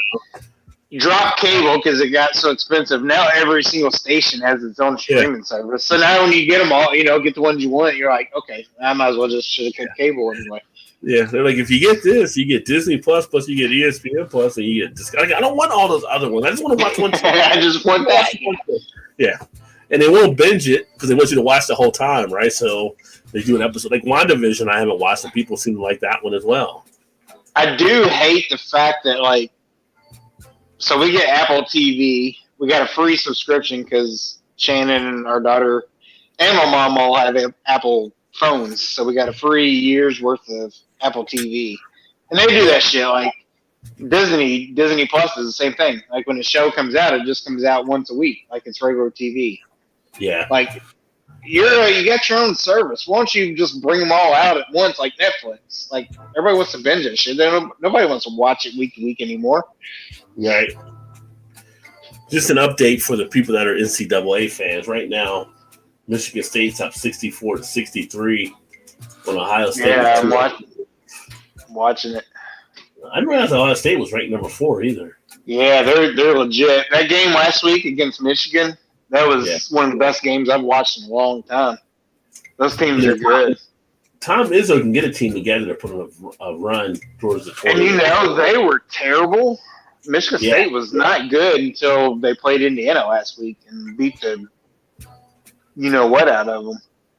Well, I feel like people are going to get the benefit of the doubt this season because of COVID. Well, they will because they didn't have the you can be Michigan State. You didn't have the cupcake schedule to get your freshmen going. Yeah. Like Kentucky's starting to play good now. Starting to come Michigan together a little bit. 16-12 and get in. Oh yeah, they're totally being such a good conference. Oh, big jump 66-63. Minute 4 left. Damn, you're way ahead of me. Oh, the Ohio State coach is going after the ref. You want to tee him up? Tee him up? Yeah. Well, I guess we'll go ahead and shut this down. We're at 11:11 right now, but we're kind of getting into the other stuff. But thanks for everybody that tuned in, everybody that watched tonight and hung in there with us and up and down, drinking some beers, talking some different things as I finish out the rest of this beer and a little bit of Southern Comfort. Make sure you guys definitely tune in some more. Again, March 8th, I'm going to have probably a live stream. I don't know what time it's going to be, but it looks like that'll be a targeted live stream. That'll be a great one for you guys to check out. I'll say it's actually going to be with one of the breweries that I'm talking to right now. And then what day is that? Do you know? That's a Monday. Okay. All right. Yeah, so Monday after next Monday. And then another one I got coming your way will be with one of the people that were on the women broadcast I did. It'll be awesome because I'm going to tell you what, she's going to bring a lot of stuff to the channel here that you can definitely find beneficial. And if you want to ask stuff about beer, she'll have a lot of beer information. So that's kind of stuff going on. Got a couple reviews I'll be uploading over the next week, but I'm going to start turning to some other things on the channel. I know, Todd, you had asked me before about doing some more of the hop type videos. I think we'll do some more of the hop type stuff to get up on here, and some of the stuff around brewing, yeast, a little bit more trivia type stuff around beer, different things along those lines. I always say this, but I was like, the beer reviews are easy for me to do when I'm drinking a beer. I can easily tell you guys about it. But there's so many people doing beer reviews out there. I feel like it's a saturated area. So I want to bring you guys other stuff to the channel. And all you guys really seem to really love that tuned in for the women in broadcasting when that showed, the women in beer, which showed me on that broadcast how good that was, and doing more stuff like that and bringing other things. For some reason, like, people are loving the porter versus stout video right now still, and the difference between lagers and ales and stuff like that. So I'm going to try to bring some more things along those lines. But that's kind of more educational. So people, I feel like they probably learned something out of those. Yeah, I think so as well. And, I love doing it. Like I said, doing the beer videos, I love doing those as well. Check out the podcast, as Emerson said. Look forward to the podcast as well. Yeah, the podcast, like I said, a little more different. I try to keep that a little bit more entertaining. I kind of go into my old school radio persona when I was back on the radio back in the day. It's kind of like the last podcast was 15 minutes. One before that was 12. And I had somebody on Twitter that really liked how I was kind of doing it the way I was doing it there. But it's more some quick bullet points of what's taking place. I try to interject some humor, some entertainment into it. It kind of almost, I don't get as deep yet, but if you think back to the 90s, kind of like the old Dennis Leary, like rant type style, just going from one spot to the next, to the next, to the next. So hopefully you guys enjoy that. But that is available there, as I mentioned earlier, iTunes, Spotify, Amazon, Google. Everybody's pretty much picked it up thus far. So you can check that out there. There's just Rajay BeerVentures as well. Gilbert also said, cheers, schools, good night, and stay safe, sucker. You too, my friend. You too, Eric. And then, some point this week, we'll get Shannon back in at some point to do another game thing. I know she's working this weekend, so at some point we'll try to maybe next weekend I'll say something too. Yeah. Although I do have something we could possibly do. I have I found a website that I could do like a trivia type thing off of. So that could be something. That'd be good. beer trivia type fun thing. We can kind of do like a trivia happy hour or something. So that might be something we take a look at. But that being said, I'm going to go ahead and wind this baby down. And thanks everybody tuning in. Thanks to Todd, always, part of the show. Thanks for having me. Always appreciate having you here. And I will look forward to catching up with you guys soon. Tomorrow night, I'll be back live streaming for those that follow me on the gaming channel. I'm going to be getting into Call of Duty Season 2 a little bit, and probably share some of that. Some of the guys that watch over there were asking when I was streaming again, so that's always entertaining as well. And then keep a looking on this channel. Hit that alarm bell so you're notified, and I'll have some other stuff coming. Cheers, everybody. Look forward to catching up with you guys soon.